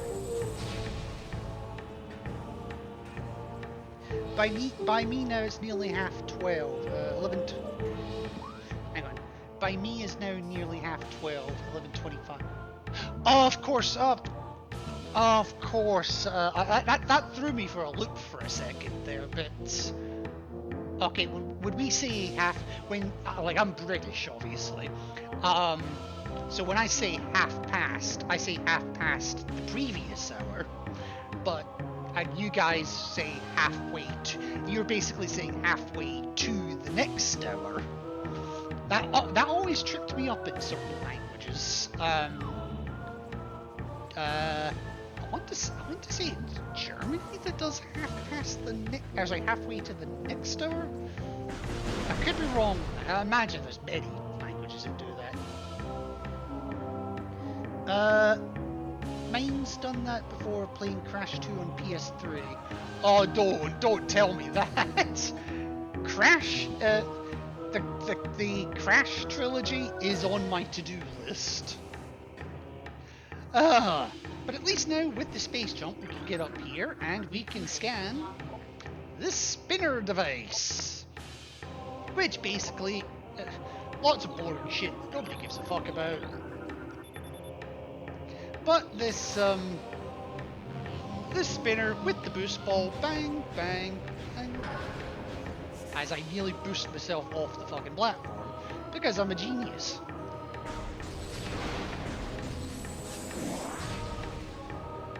But with that at least, I can make a fairly large jump over here. A few other European countries do it also, but it also confuses me when talking to others. Yeah, exactly. Because I took a look at that and it said, "Oh, it's nearly 12:30, 11:25." It's like, so it's nearly 11:30. But yeah, no, fair enough. Tomorrow I end maybe RE Village. Flame, have you ever words? Have you ever actually played Village before, or is this your first playthrough? Because it's a really good game. Village is actually the first game I ever streamed. Random fact for you. Village's first time. Alright, okay, well, I will keep this spoilerific stuff to myself, but just answer me this. Where in the game are you? And while you're answering that, I am going to wonder which artifact this is. I finished Village maybe 2 years ago now. My first ever complete playthrough of Resident Evil Village was my first ever playthrough of... It was my first ever playthrough, and it was my first ever game that I streamed. It's the game that led me to affiliate. And that was back in... when was I playing it? August 2022, I believe it was. Or it may have been going into September. Anyway, here we've got Bendezium on the floor. We can't do shit with Bendezium at the moment, so don't worry about it for now, but we will be back here. I think the first game I streamed was Minecraft or Warframe.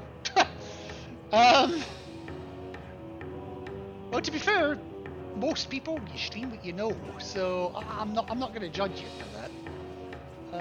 Right.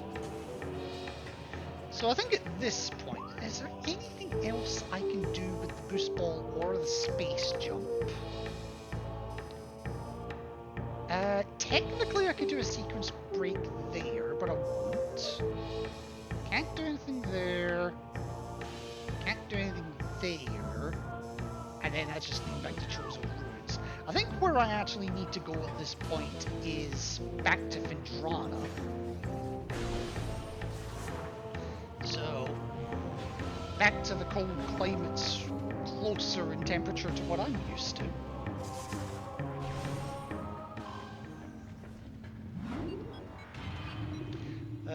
But yeah, Flame, whereabouts in Village are you just now? Like, what's the last part of it that you remember? Just so I can figure out if you are actually going to finish the stream tomorrow. Or finish the game tomorrow. And my other question is, and this is not a spoiler, because we all know as it is, chapter to go Heisenberg. I mean, if you put your mind to it, and you don't really dilly-dally, yeah, you could probably finish Heisenberg tomorrow, and the rest of the game by extension. And my extension question is: are you going to be doing the Winter's DLC? Because I would highly recommend that if you would. If you were considering it, even. I swear I can speak. Sometimes. Right. So I want to go up to this platform here. Which in turn, you have the DLC. Good man. Good. Well, I say man. Oh, fuck. Good Flavey. How the hell did I miss that? Don't know if I'm doing this stream tomorrow or next. Heisenberg is a relatively long chapter. I'll say that much. Especially when you compare it to other chapters like the dollhouse area. I forget her fucking name. Oh my god, how am I missing that twice?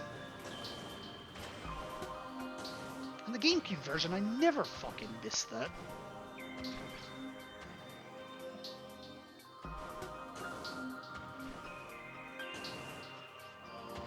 There we go. Jesus Christ. I rushed this in... Oh, hang on. Don't know if I didn't show it. I thought so because Swamp and Dollhouse was nothing. Yeah, the bulk of the game for me the bulk of the game for me was the castle area with Lady D, because, you know, she was basically the poster girl for the game. And Heisenberg, because that's like beginning to build up to the climax of the game. Honestly, I think Heisenberg and the stuff that follows, I won't say more than that, it's probably about as long as the Dollhouse and the Rose area combined. That's just a personal opinion, though. Don't quote me on that. Oh. Be a good baby and die!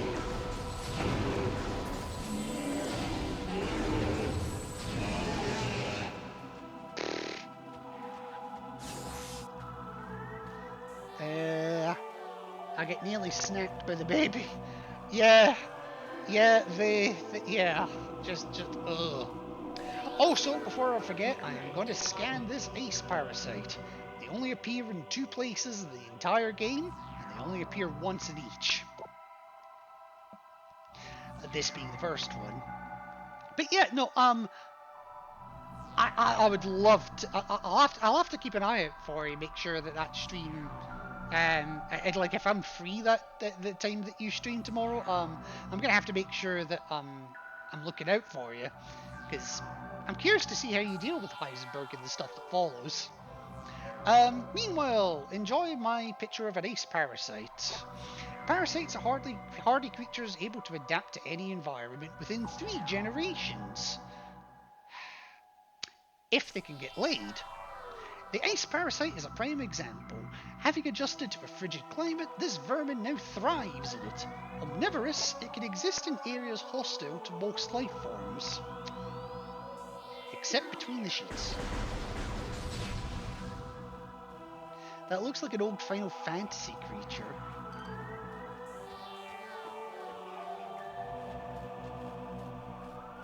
You know, I can kind of see it actually now you've said that.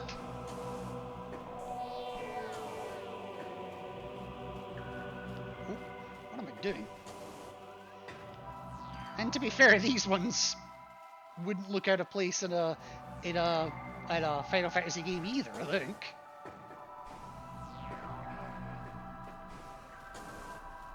Anyway, nothing really to do here except climb, thin the population out a little bit, and then climb some more. Now, here, there's a gate, barring access, and the statue depicting the bust of a Chozo shaman adorns the door. The symbol is carved into its forehead, translation reading, "To pass my gaze, seek my twin within the room." Well, we've got these. Chozo Philosopher. Chozo Warrior. Chozo Architect. And we have a Chozo Shaman. But unique to the Shaman, several stress factors can be seen running along the surface of the Brimstone. Oh wait, Brimstone is missing some shit.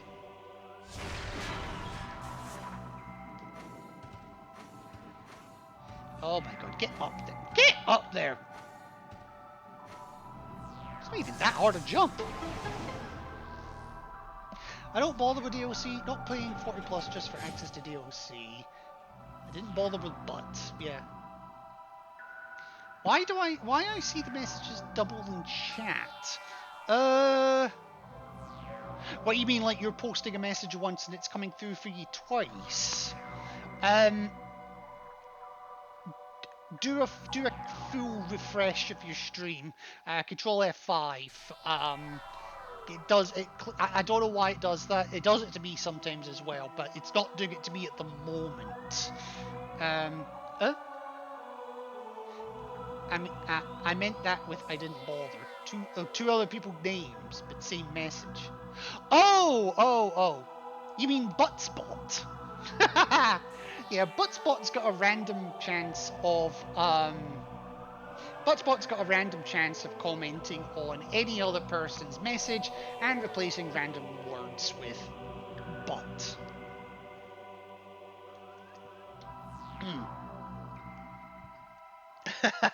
Sorry if it caught you out. But in any case, now I've done that, this door is now opened! And my throat is becoming more and more like sandpaper as the day goes on. Huh? Oh, right, I need to go down. So I need to go down here to blow that shit up. And because once was enough, they make you do it again. Game, there you go. Eek. There we go. I was confused at first. I thrive on confusion. Alright, once we enter this room, we're in a point of no return. Why is that? Well, the door's purple. I can't open purple doors.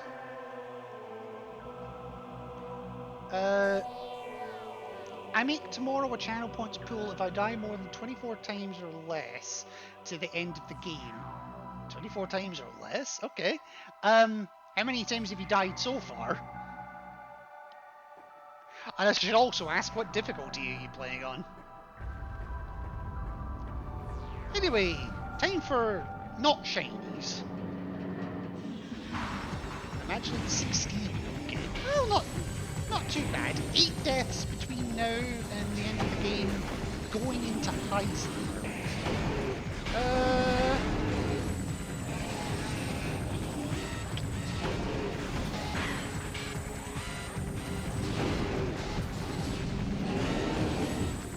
I'm not sure, actually.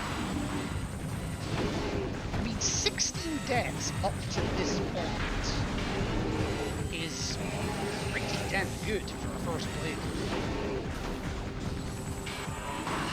Like, Heisenberg does take the difficulty up a little bit. Speaking of taking the difficulty up a little bit, Mama's got sick of your shit. Yes, all these baby she-goats we've been killing, Mama's had enough. The supreme predator of Vendrana drifts. She-goats are invulnerable to most beam weapons. The crystals on their back absorb energy, which they can fire at prey. She-goats have poor stamina. They hyperventilate after using their breath attack, making their mouth area vulnerable. Sounds like me when I'm streaming. The soft underbelly of a she-goat is susceptible to concussive blasts. In battle, they expel blasts of frigid gas to ensnare their targets. They are also fond of ramming and trampling their hapless prey. So basically, don't use beam weapons on this one.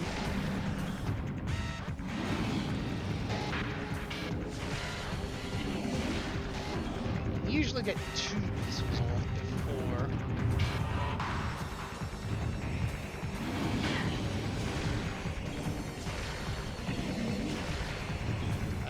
Missed the first one.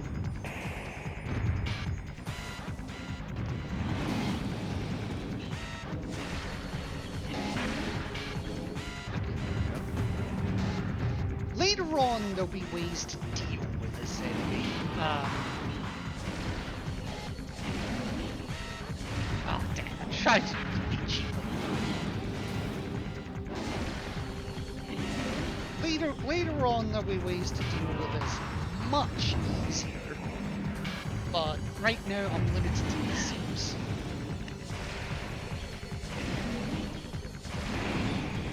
Ooh, that was close.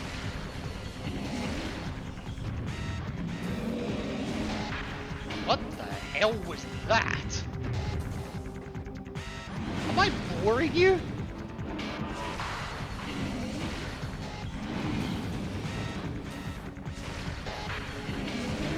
There we go, it's dead.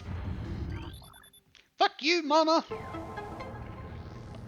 Not easy mode, I think it was normal. Tested before veteran, but without New Game Plus, it's horrible to survive. Well, at least he didn't start on Book of Shadows.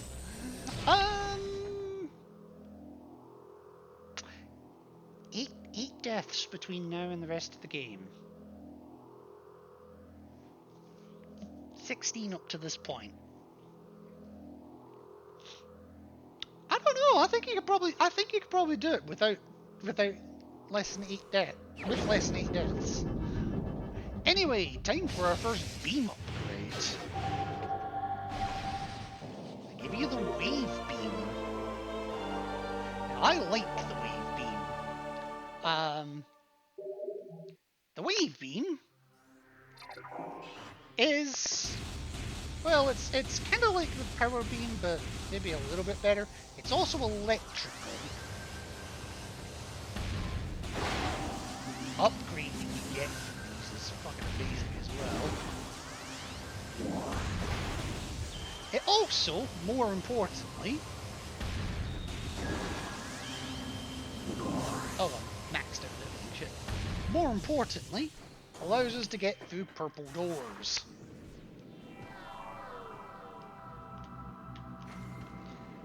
Alright, so nothing more to do here. And, yeah, Bombus don't like them. You can actually destroy them now.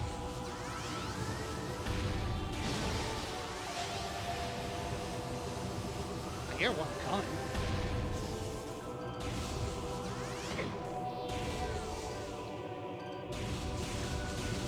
They don't actually have to die to the charge shot either. They can do that. That reminds me a bit of Shadow. What?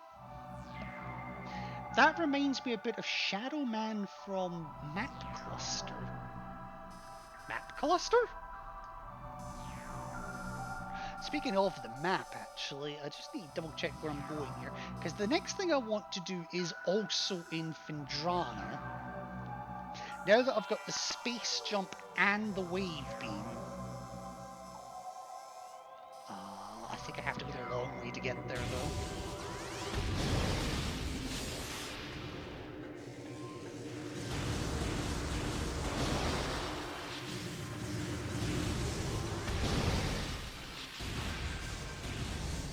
Now, the wave beam does have its strengths, but it also has its weaknesses.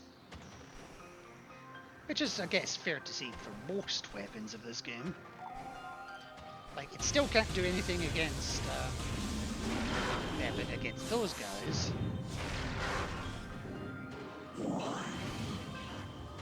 Woo! That was a nice shot from that baby shield. One nice thing about the wave beam, it has the charge shot has a homing effect. And actually, I think the regular one does too. Yeah, because I'm aiming off to the right and still targeting it. Now it is a little bit weaker than the. Wow, you put a hell of a turret. It is a little bit weaker than the power beam,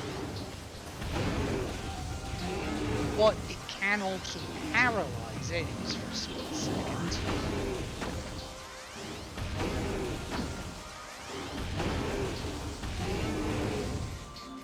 I forgot how much backtracking this game makes you do. Yeah, and I'm going for 100% items, 100% scans, 100% as much as I can. Yeah. We haven't even got to the big backtrack yet.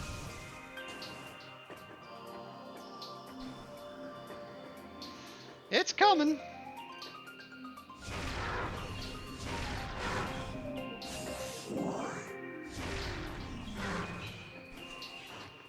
I had absolutely no reason to kill that one. I just felt like it. Now, if I remember right, these ice speeders actually give zero fucks about the wave beam, so I'm not even gonna bother fighting them.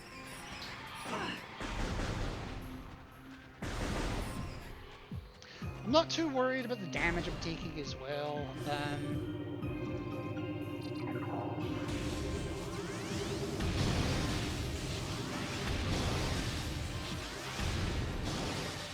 I'm just wanting to get through it at this point.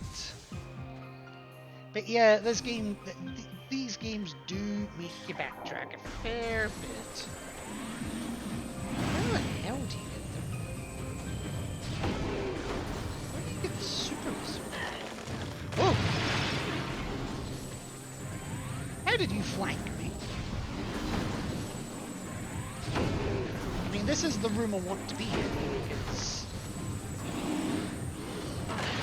Oh, you little slut monkey. You deserve that.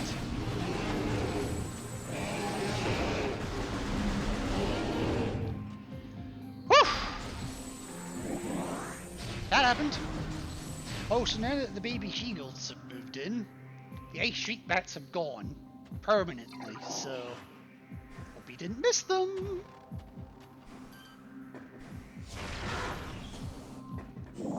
But now that I've got the space jump, I can also get up here now.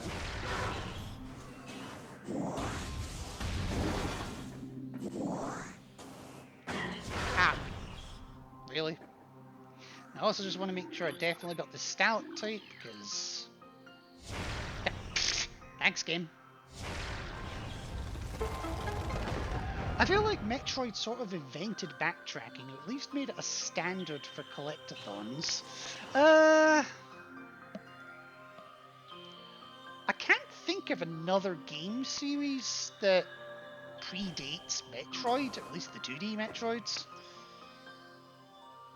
where it really became a thing, because, like, original Metroid was, what, 85? 86? Somewhere around about there? Kinda makes you feel old. Oh! Hey, Street Bats are still here! I thought they disappeared! Maybe they stick around in the trilogy version. They disappear in the PAL version, the GameCube PAL version, I can say that much for sure. Man, it makes you feel old when you realise that the original Metroid game is older than me. And, well, I was born in the early 90s, so I'll just say that. So, we are here. Wherever here may be. But we have another spinner, so let's see what that does. My wrists are starting to kill me. That's the one drawback about doing the trilogy version over the GameCube version, is having to hold a Wii controller for that fucking long.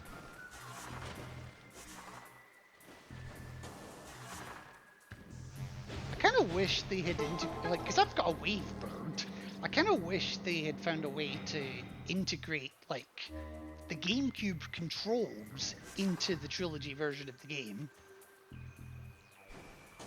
The only reason I chose the trilogy, or the main reason why I chose the trilogy version of the game, was because it looked better graphically. Because I tested the GameCube version, it looked fucking awful.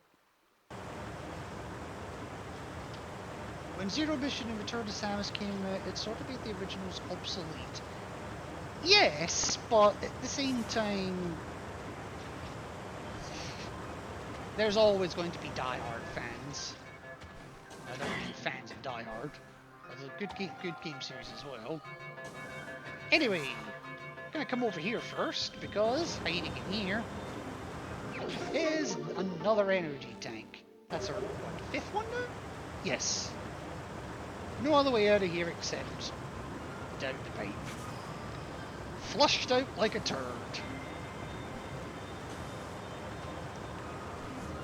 later games are to be believed. Even shaming her colour.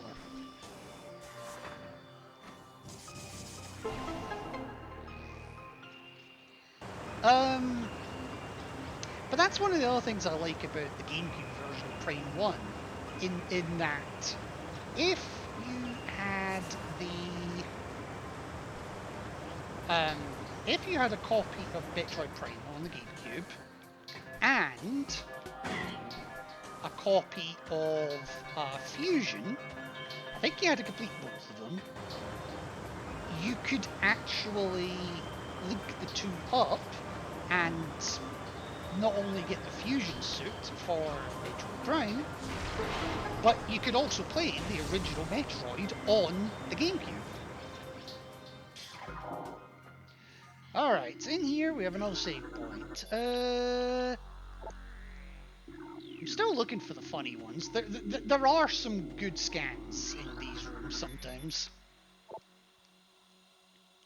To access Research Lab Hydra, proceed through the purple doors to the south. Yeah, I kind of gathered that one, but thanks. Also, I was born in 2000 around the beginning. Oh, I feel like I missed a message here. Give me a second.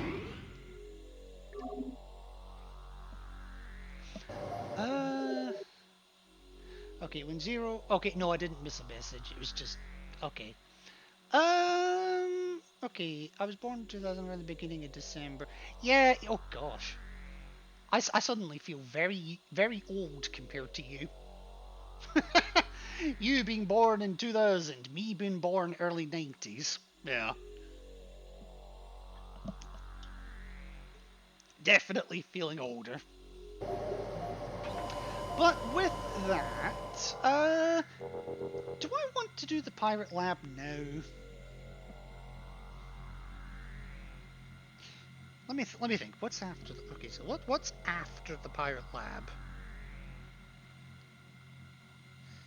So after the... Okay, so out... Going through... Getting that. Then I've got to make the return trip. And then I think that would be a good stopping point, actually. Okay, so I'll tell you what, I'm going to go for a little bit longer, but I am due an ad break just now, and I also am absolutely desperate for the bathroom. So give me a couple of minutes, and I will be right back, and I'll force the ad to play during the be right back screen, so nobody's missing nothing. Aren't I thoughtful?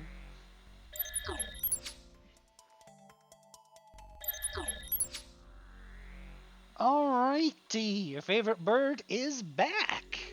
Well, I say favourite bird, it might not be your favourite bird. If I'm not your favourite bird, I want to know who is. So I can kill them and become your favourite. No, but in all seriousness. So, to put into context... Oh, wow, okay. Yep, definitely feeling old. Definitely feeling old. So... I think at this point it's time for some more pirate action. So I can get to the pirates through the purple door, as they very handily said just a moment ago. So, yeah, the turrets are back. I don't care about that. What I do care about, however, is that. And new scan here. The Shadow Pirate. Pirate forces trained and equipped for stealth operations. A select group of space pirates have access to sophisticated cloaking technology. This gear drains high levels of power, however, forcing them to rely solely on melee weapons in battle. Use enhanced detection gear when fighting these units. This one, that doesn't apply to. For one very simple reason. This guy forgot to turn it on.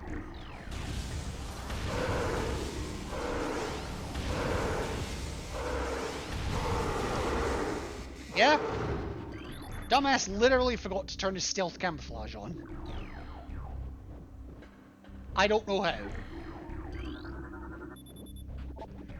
And don't care about the stasis tanks. Oh, sorry, did I break that?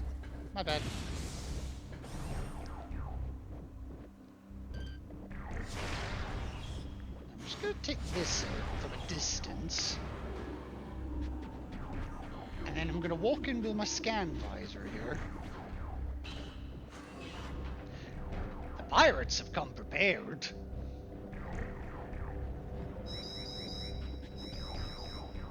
Defeat enemies to unlock doors.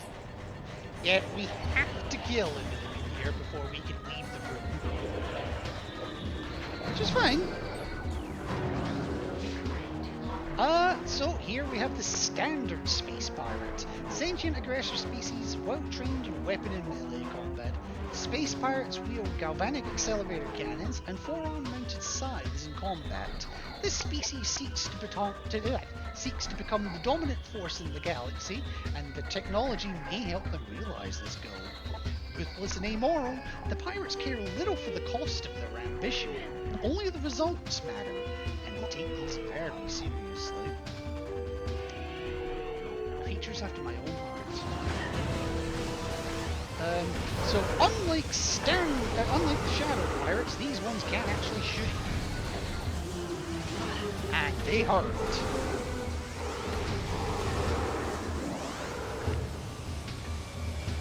There you are.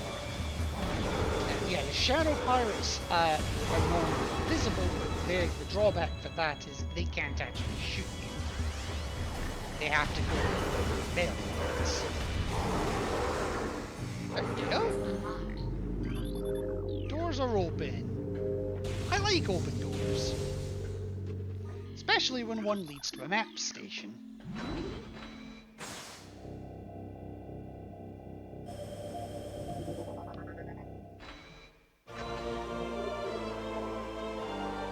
So let's see what we're dealing with here. Not too bad an area. Our ultimate objective is this room here, because that has an item that we require. And then it's also showing this room off as well, which is where we'll go to after we go there. Whether that will be this stream or the next one, I'm not sure yet. Project Titan specimens are mobilized in Quarantine Cave. Relocation is recommended due to increased violent activity. Basically, I had to punch up with a pirate and the pirate lost. Yeah. Thermal imaging is required to yada yada yada. Okay, so that's just bollocks.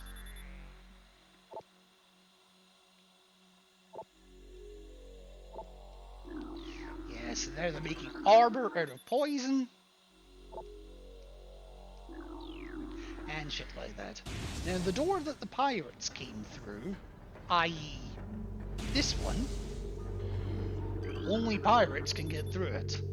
Force field accessible only through space pirate bioimaging. Impossible to breach. Yeah, we ain't going that way. We have to go an alternative way. But that's fine, I have my wave beam.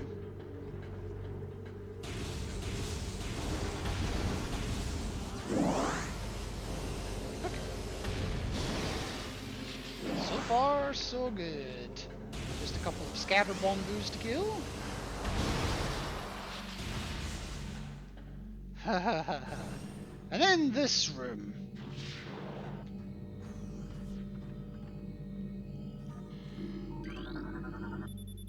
So, yep, time to gain access to Lab Hydra.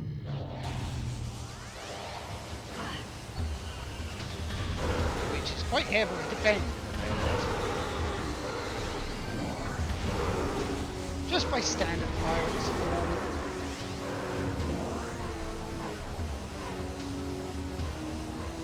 Right, there are more. Just not sure where. There is things to scan.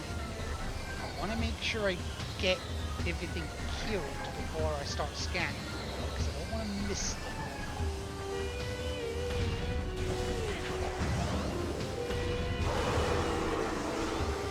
Well, that was satisfying.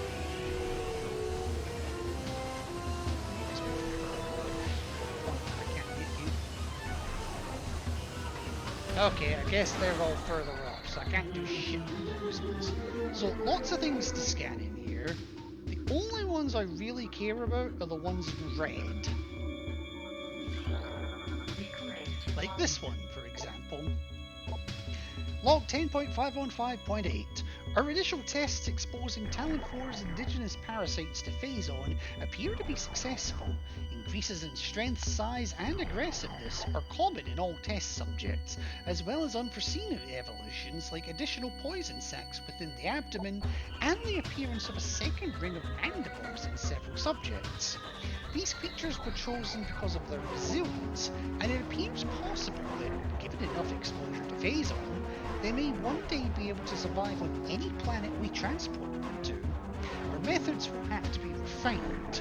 We currently have a 100% extinction rate after the 4th infusion period, and most survivors of the 3rd infusion stage are so violent and uncontrollable that they have to be euthanized. Even still, we remain hopeful that further experimentation will result in success. Slightly sadistic, don't you think?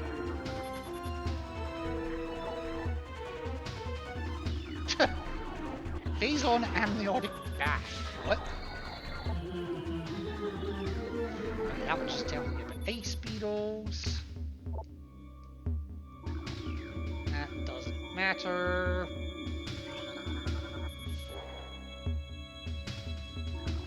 That's fine, that's fine. There's a couple over here I'm interested in. Reading! Log 10.344.8. We have codified the newfound energy source as Phazon, a V-index mutagen of which we have very little reliable data. Indications point to a meteor of unknown origin expelling Phazon into the environment. This material appears to possess the power to mutate organic life forms sufficiently to withstand its poison. These mutations appear promising, with abrupt evolutionary leaps appearing in single-generation reproduction. Plans to establish a full science team at Talon 4 are being finalized. Wow, 50% logbook already. Take that. Next, 10.587.7. Mining operations have begun near the crater where Phazon appears to be most concentrated. Daily Phazon yields have increased 44%, and our mining system becomes more streamlined as personnel and equipment flows increase. Several incidents of Phazon-induced madness have been reported, prompting augmented life support regulations in the deeper chambers. Symptoms include loss of equilibrium, erratic respiration, muscle spasms, and in the most extreme cases, hallucinations. No mention of erectile dysfunction. A timeline reassessment for the refinery operation is recommended as the material proves more unstable than initial analysis indicated.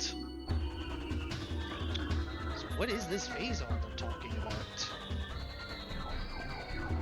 That's not important. Don't think this is important either. Nope. I think this one is. Yes, it is. Log 10.712.1. Most terraforming and retrofitting of security checkpoints in Talon 4 is complete, but we continue to research the alarming epidemic of breaches by local creatures. Door records show no unauthorized entries, so we must presume the creatures are either slipping in undetected during daily personnel moves, or else finding their way in through subterranean tunnels. We have found many small breaches of this latter sort, and can plug them whenever we can, but it is unlikely we will ever achieve full extermination within our current timetable. So basically, they were getting raided while doing some raiding of their own.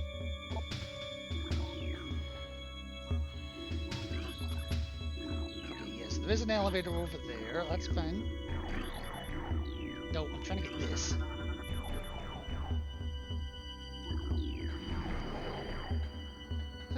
Is there anything down here? I want to say there is something in here that I can get. Maybe further in though.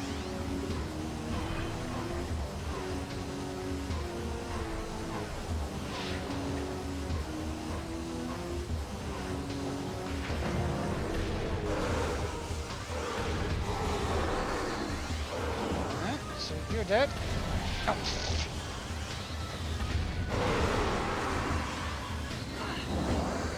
Huh? Piss off.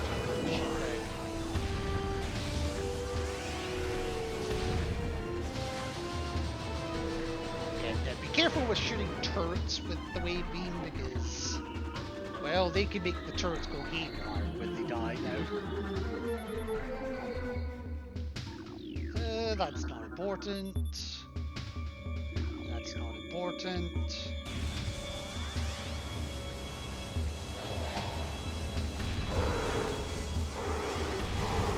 And you be dead. Now there is this. Cordite casing of column appears weak. Now, cordite, I don't think we can do anything with. No, we cannot. But there is still things up here we can scan. Yeah. There it is. Recorded to logbook.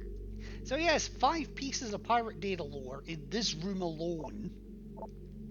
Log 10.664.2. Research Outpost Glacier 1 in the Vendrana Drift region of Talon 4's mountains is operating at 85% capacity. Sub-zero temperatures have made the Metroid sluggish and easy to control, even those well into phase-on infusion cycles. Cold containment stasis tanks are sufficient for the juveniles, but some of the larger Metroids have been moved to quarantine caves for safety purposes.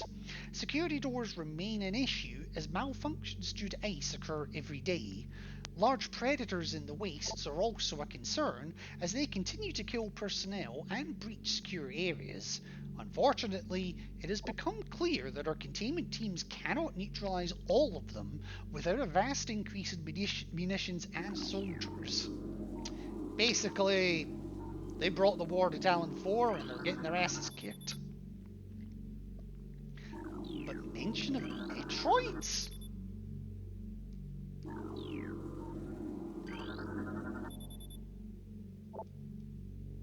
Strained vertigo.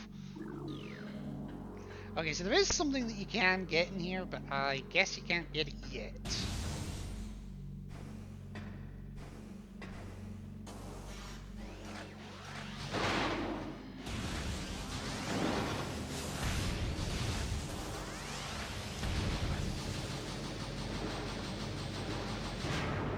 Ooh, that was close.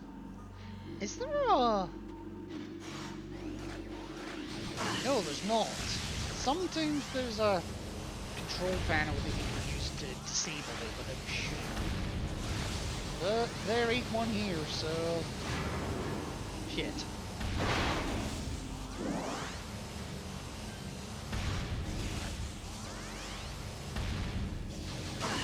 Ow! I managed to get hit by the wildfire. Whatever. Controller. Controller! Thank you. Ah, this room.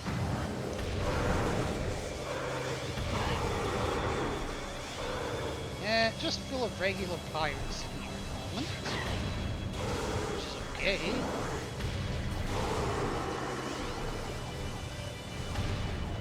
So, we're gonna be in here a while, so we're gonna want to take them all out. Not to mention, I think something spawns, or something activates when they all die.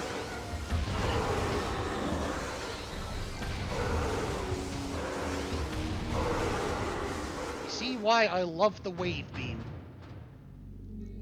Yeah, so this only activates once the pirates are dead. But have a look around, because there is shit to read in here. Firstly, this. More pirate logs. Log 10.299.2. Scans of the spiral sector detected a massive energy spike emanating from a Wanderer-class planet identified as Talon 4. Scout reconnaissance was immediately dispatched to the center of the spike, a landmass at heading mark 40.08.02, returning with planetary samples and atmospheric imaging. Analysis shows the energy source to be an unstable radioactive material of enormous potential.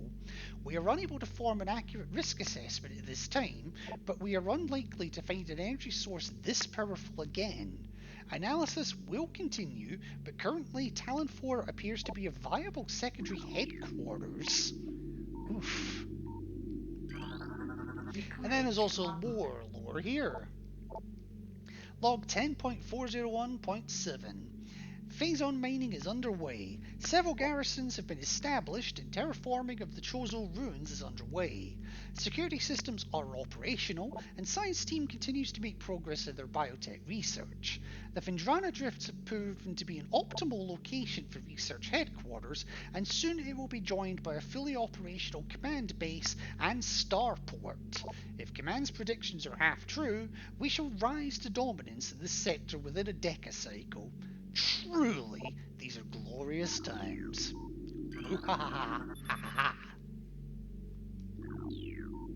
Yeah. Anyway, just activate the damn holograph.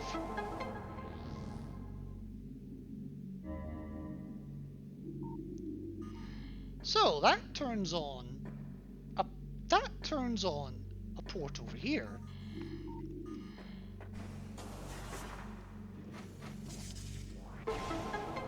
Which in turn, once it's bombed,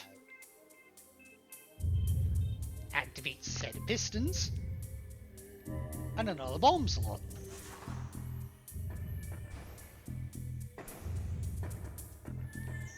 Am I going to reach this one? Yeah, that one can be a bit tricky to reach.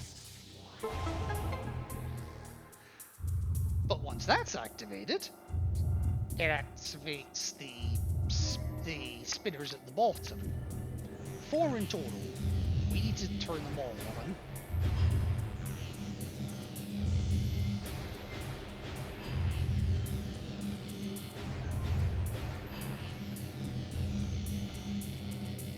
If I can ever get into the 4th one. And this activates the projector in full. And it also reveals something. Not sure what the something is yet, but the planets here are all scannable. But we're going to focus on 2 in particular. First one being Zeris, with a mass of 4.8 trillion teratons. Planet's crust is primarily earthic ore, making it ideal for subterranean construction. A Class 19 planet, Zeris is inhospitable to most bioforms. The world was considered unremarkable until it became a base for space pirate forces, at which point it became even more unremarkable. And hiding up here is somewhere we are becoming intimately familiar with. Talon 4, with a mass of 5.1 trillion teratons. Ecosystem studies indicate that Talon 4 was the biological paradise prior to the impact of an extraterrestrial object. What remains of the biosphere is slowly fading due to exposure to Phadon radiation. At current rate of decay, Talon 4 will be a barren Class 13 wasteland in approximately 25 years. Essentially, yes, this planet is killing itself.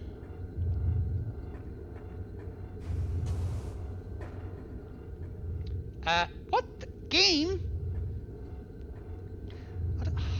I need to do something with my sensor bar or something, because it's getting to the point where it's not recognizing it when I'm pointing the damn thing straight at it. Right, where are we going now?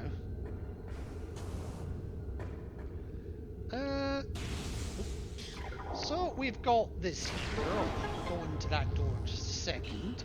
But I want to see what this is first. Well, what this is their almighty super missiles. Basically, I love super missiles so fucking much. And then here's another save point. I will be using this one because this next section can get a bit tricky.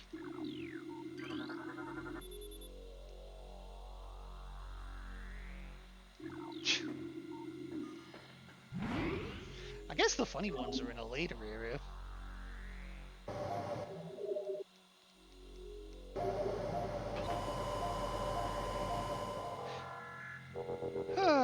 Right.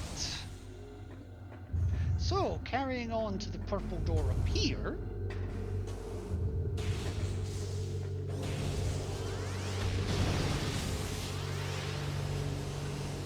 I love how they have here. Nobody cares. And there's an elevator here. This doesn't lead to a new area, but it does lead to the control tower.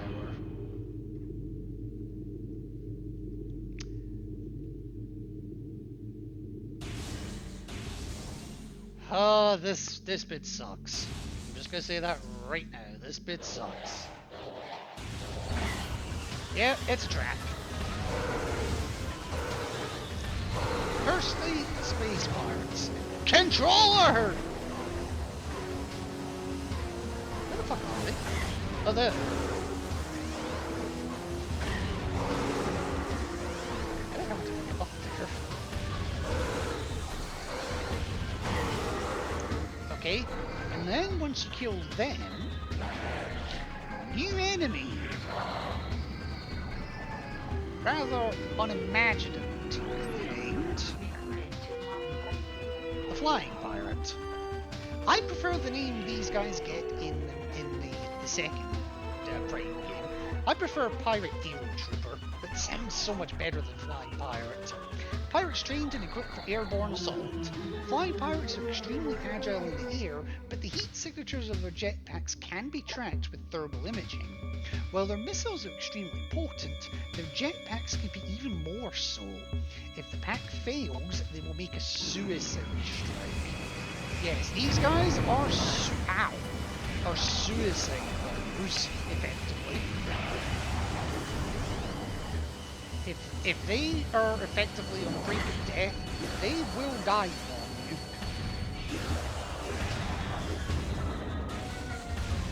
Try to.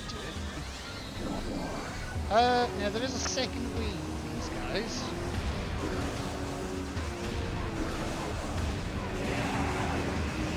There we go, that was a perfect example of trying to hit them. And if they connect, they hurt.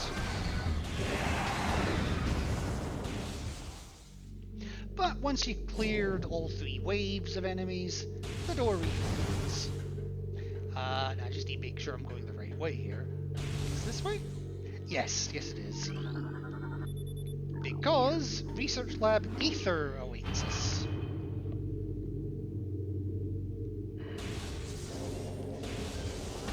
And there's some nasty shit in that lab. Chief among which...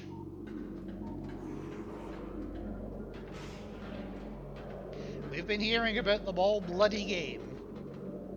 Here we are, for the very first time, an actual living, I guess breathing, Metroid. And this game is kind of evil. It allows you to scan this for free. Recorded to logbook. So, let's learn all about the Metroid. Energy-based parasitic predator. The dominant species of planet SR-388. Metroids can suck the life force out of living things. A Metroid will latch onto its prey and drain energy, growing larger as it does. The only way to shake an attached Metroid is to enter Morph Ball mode and lay a bomb. Why are they telling you this? Because now you have to fight one. Now, they are weak to the ice beam, but you don't have that yet. Wave Beam is your best bet to begin with, because at least you can stun it. Even when you kill it, you're still not done. Now, there's a couple of other scans up here, so I'm going to get these now, Recorded to logbook. including some pirate data. Log 10.891.0. The reconstruction of Geoform 187, codenamed Ridley, was recently completed. After his defeat on Zebes, Command ordered a number of metagenic improvements for him. Though aggressive, we were able to implement these changes at a cycle. The metamorphosis was painful, but quite successful in the end. Early tests indicate a drastic increase in strength, mobility, and offensive capability. Cybernetic modules and armor plating have been added as well. We believe our creation, now called Meta Ridley, will become the mainstay of our security force. A jorb he will certainly relish. Thank fuck I'm not teaching English. They're all random shit, I think. Internal organs of Metroids. Yeah, that's fine.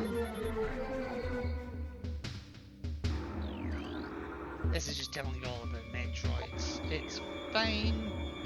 Don't need to worry about that. There is one here as well. Yep. Log 10.444.4. Initial transfer of Metroids to Talon 4 research facilities has been completed. 3 were terminated in an incident at the landing site, but the others were pacified and transported safely. Initial Phazon infusion testing is underway. We are eager to observe the effects of Phazon on Metroids, especially their ability to absorb and process the energy given off by Phazon sources. Early research suggests a considerable growth in power and size. Whether the creatures stay stable thereafter remains to be seen.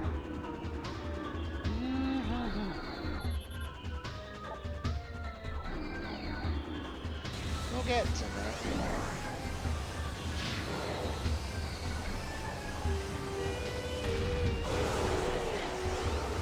What, do you think I wasn't going to see you?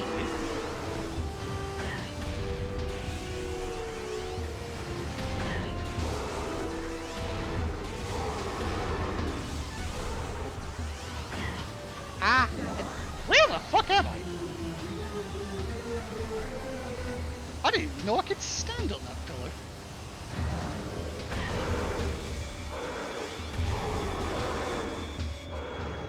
Anything to scan up here? Yes. Recorded to logbook. Log 10.957.2. Confidence is high regarding Phazon applications. We know enough about Phazon now to begin combining it with space pirate DNA. The codename for this venture will be Project Helix. Preliminary studies indicate that Phazon infusion could produce radical new pirate genomes. Benevolent mutation levels are high in current test subjects. Phazon madness is a concern, but refinements in the infusion process should reduce or neutralize the odds of mental degeneration. Especially when you don't have any mental capacities to begin with.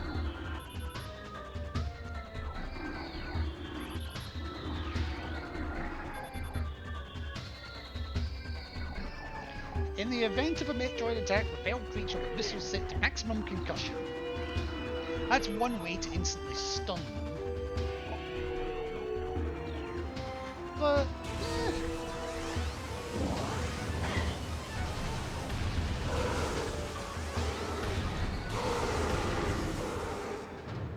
okay, so that, once the music dies down, that's all of them dead. So if I come up here... oh, excuse me. If I come up here, we have a rather small morph ball track that we can very carefully make our way around. The shifting camera doesn't bloody help. But we have a missile expansion. Definitely worth getting this one now. It's a lot harder when you come back.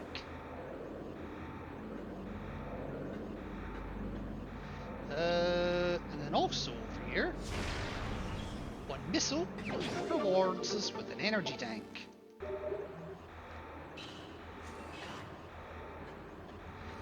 then there is more shit to scan here too. So, like this for Recruiting to example. logbook. Log 11.420.7. Metroid Dissection continues to provide more questions than answers. Our research teams have isolated the energy conduits that run from the invasive twin mandibles to the energy core in the creature's quadripartite nucleus, but the manner in which a Metroid actually extracts the life force from its prey remains an utter mystery. The victim does not lose blood or any other vital fluids, and yet the Metroid extracts energy. Excuse me. Identifying this energy is our central problem. It takes no physical form, and yet without it, the victim dies. We will continue to research this matter, as the isolation of this life-giving essence could be the key to our ascendance. Jesus.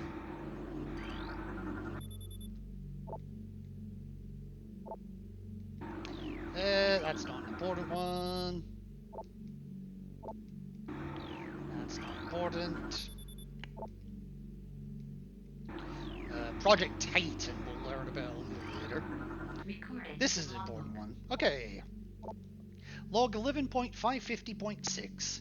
Studies of Metroid biology continue, though with limited progress. It seems likely that we will be much more successful using the Metroids for our means rather than trying to reproduce their powers. If they could be adequately tamed, we would have no need of a proper understanding of their metabolism. A small force of disciplined Metroid could wipe out entire armies, and once we find a way to shield them from cold containment weapons, they will be invincible. Furthermore, if we could then harvest the energy they'd consumed, we would have a near limitless source of power at our disposal. Yeah, tamed Metroids. Let me know how that works out for you.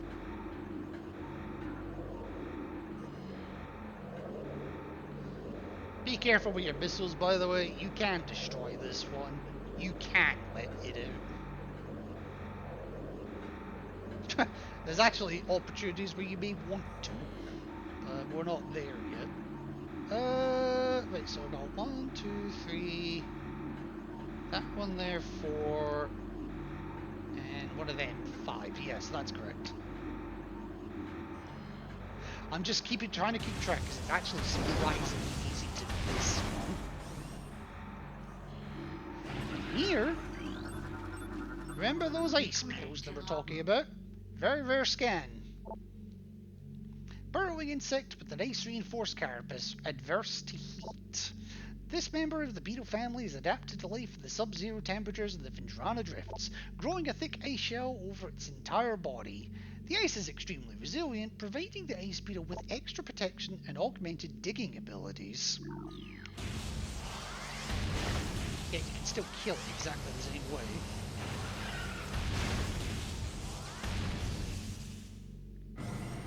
And then in here, this room.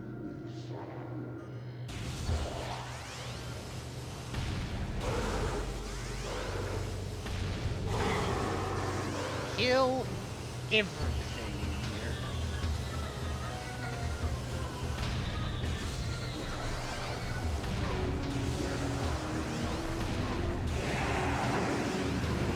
Well, you missed.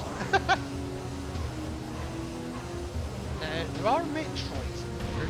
Don't worry too much about them. Just look for the red platforms and start scanning. We want to disable the 3 safeguards of this tank.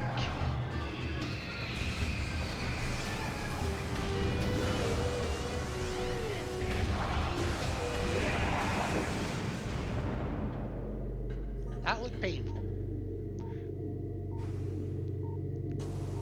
I just gotta be careful because there are turrets still here.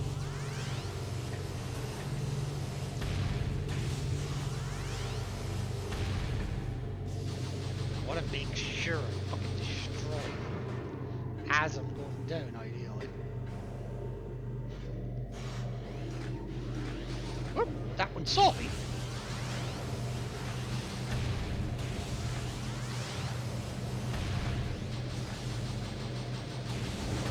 Alright, so the second one should be right here.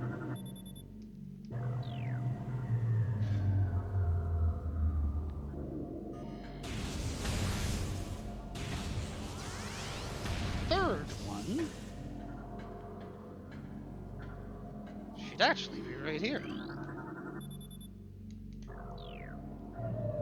Now there is the white door there. We cannot go through white doors at the moment. Not with any weapon. But that's okay. Is there anything more to scan here? No. So, let's get our goodies. What is our goodies? Well, it's a brand new visor. The thermal visor. We can now see heat signatures. And, as if the game knew, now that we've picked it up, how about a power outage?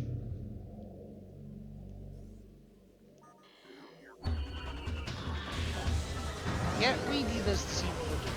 And this is also the time that the shadow lines really start to make their mark. But with the thermal visor, they get it.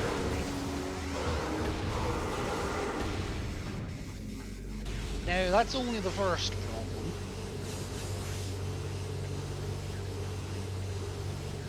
Here's the second.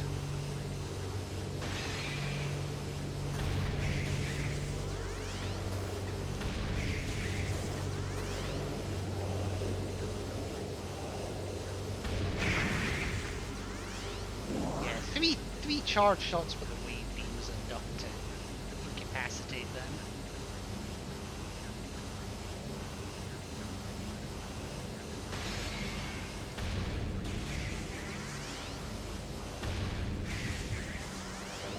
Just wait on the third one, because when it's doing that electrical thing, kind of gathering itself back up, it is actually immune to damage.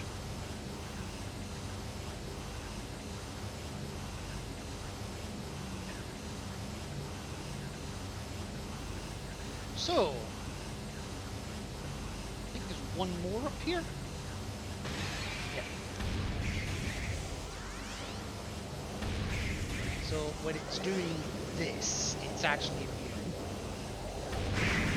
Once it comes back out, it doesn't seem to get any more damage. But yes, this door is actually now out of power. So, one thing the wave beam can do is generate electricity. And now that we have the thermal visor, we can see where the conduit that feeds it is. But when I say this is dark, I'm not kidding. Come into this room slowly. Recording to logbook. And you can get a new scan. The Sentry Drone. Well-armed and armoured security mecha. Sentry drones have limited intelligence, but do their assigned tasks well. Being machines, they are susceptible to electrical attacks. When alerted, drones initiate a security lockdown, then attempt to neutralize the intruder. Their electronic warfare suit can scramble visor technology as well. Basically,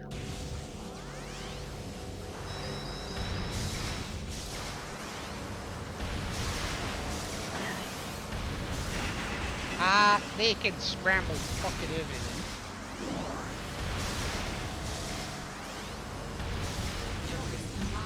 Okay, nice. That could have gone a lot worse, actually.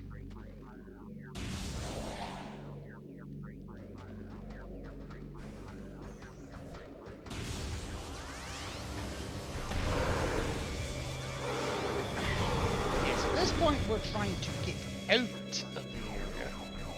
Now, you can actually have the Metroids do some of the work for you. Like so. Ah, but it's prioritised me, damn it.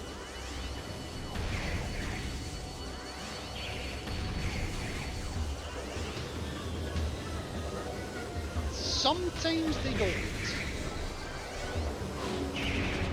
Oh shit.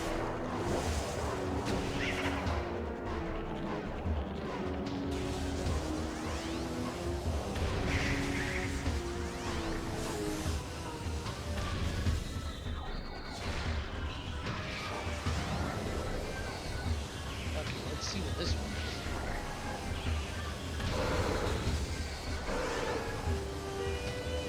Yeah, notice the Metroid prioritized the pirate, there is nothing stopping you from releasing the pirates. Or sorry, releasing a Metroid to kill a pirate or a series of pirates instantly.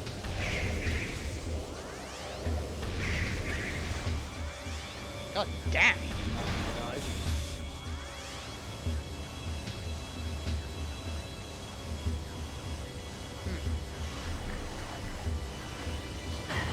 Ah!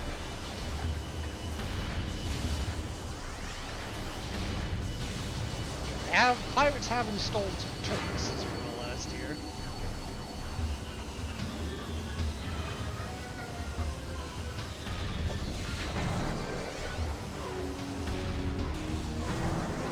Where the fuck are you going?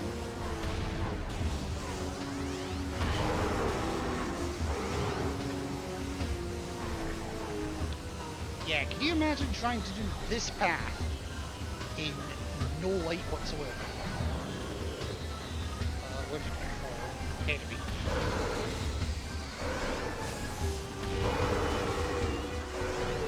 Okay, so far so good. One more. Oh, get to the turrets.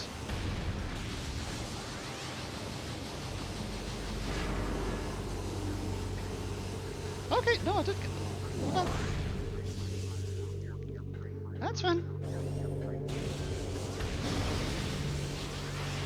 Yeah, even in here with the scatter bomb they are still better. Now in here, I'm going to take the visor off because you can see what you're doing in this room. I'll give you an idea of how dark it's got in there in just a second. Now, I'm not even going to bother killing these guys. I'm just going to run. There's no point in killing them. There's nothing to stay in for. They don't lock the door. Just run. So, how dark is it?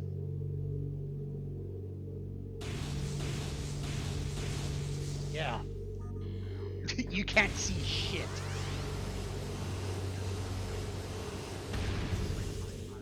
Now in here, it's not too bad.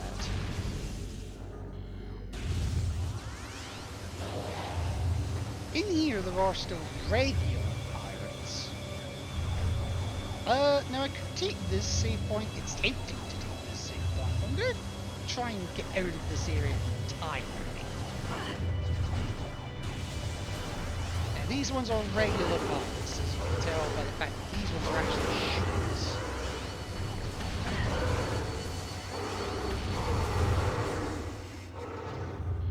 But I am just going to put that back on so I can kind of see what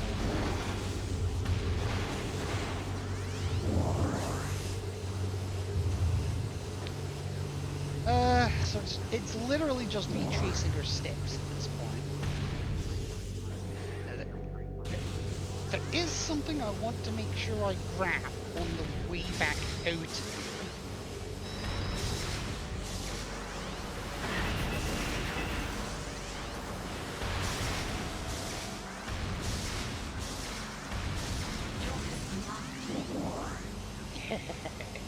Yeah, these guys are no match for the wave beam.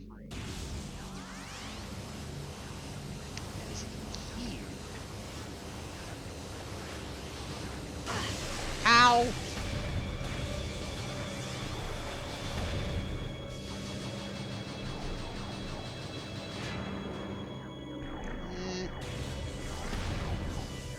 I'm gonna do this just in case it triggers. Oh yes, it's going for the ones downstairs.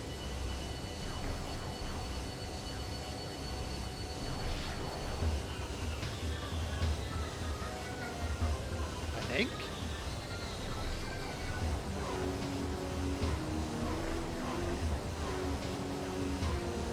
I think it knows which one it's going for.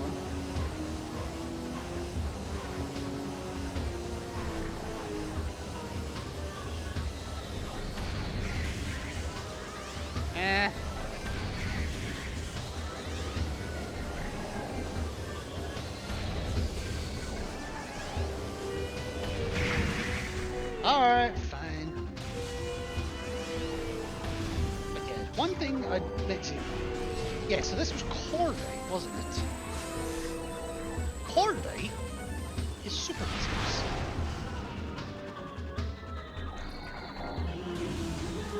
The reward for doing that is a missile expansion. Definitely don't want to forget that one.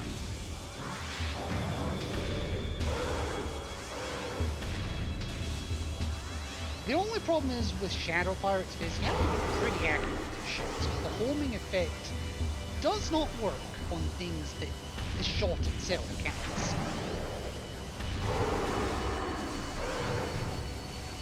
Even if you can.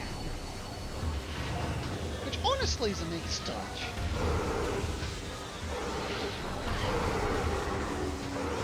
Love how you just fucking hit, actually. Is it wee Metroids down here?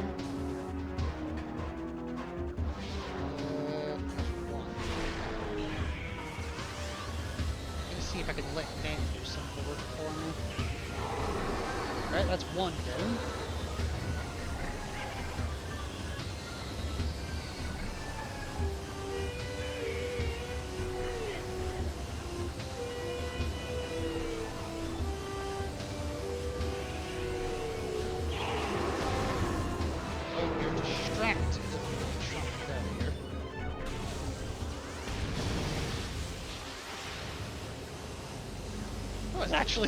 That was actually pretty well done. I'm quite proud of that. And more Shadow Pirates. And by the way, just as a proof of concept, yes, they really are that invisible.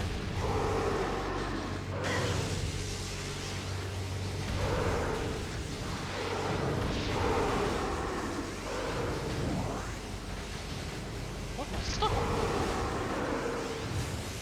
Geometry?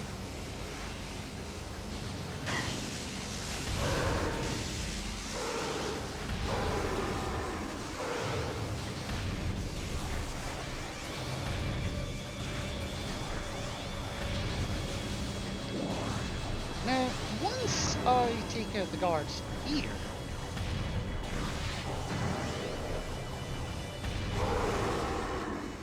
I can actually take the visor off. We're done with it for now. We can see what the hell we're doing.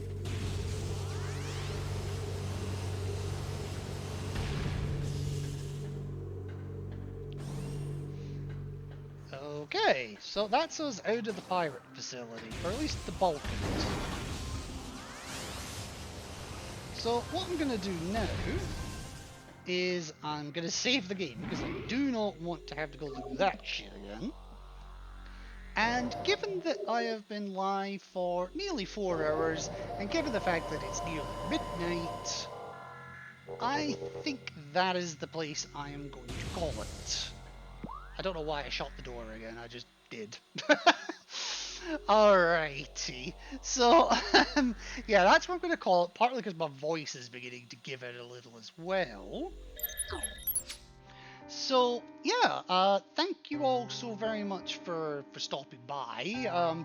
Lot of good new, lot of nice new faces today, including Lady Darkaji. I hope I'm saying that correctly for the follow.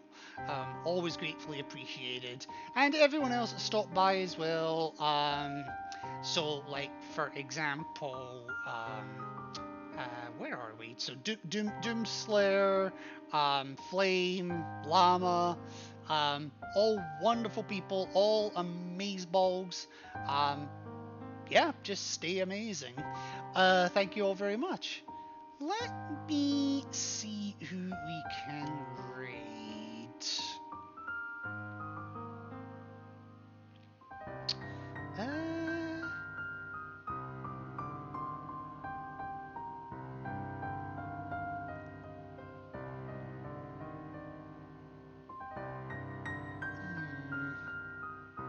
I don't have much in the way of options.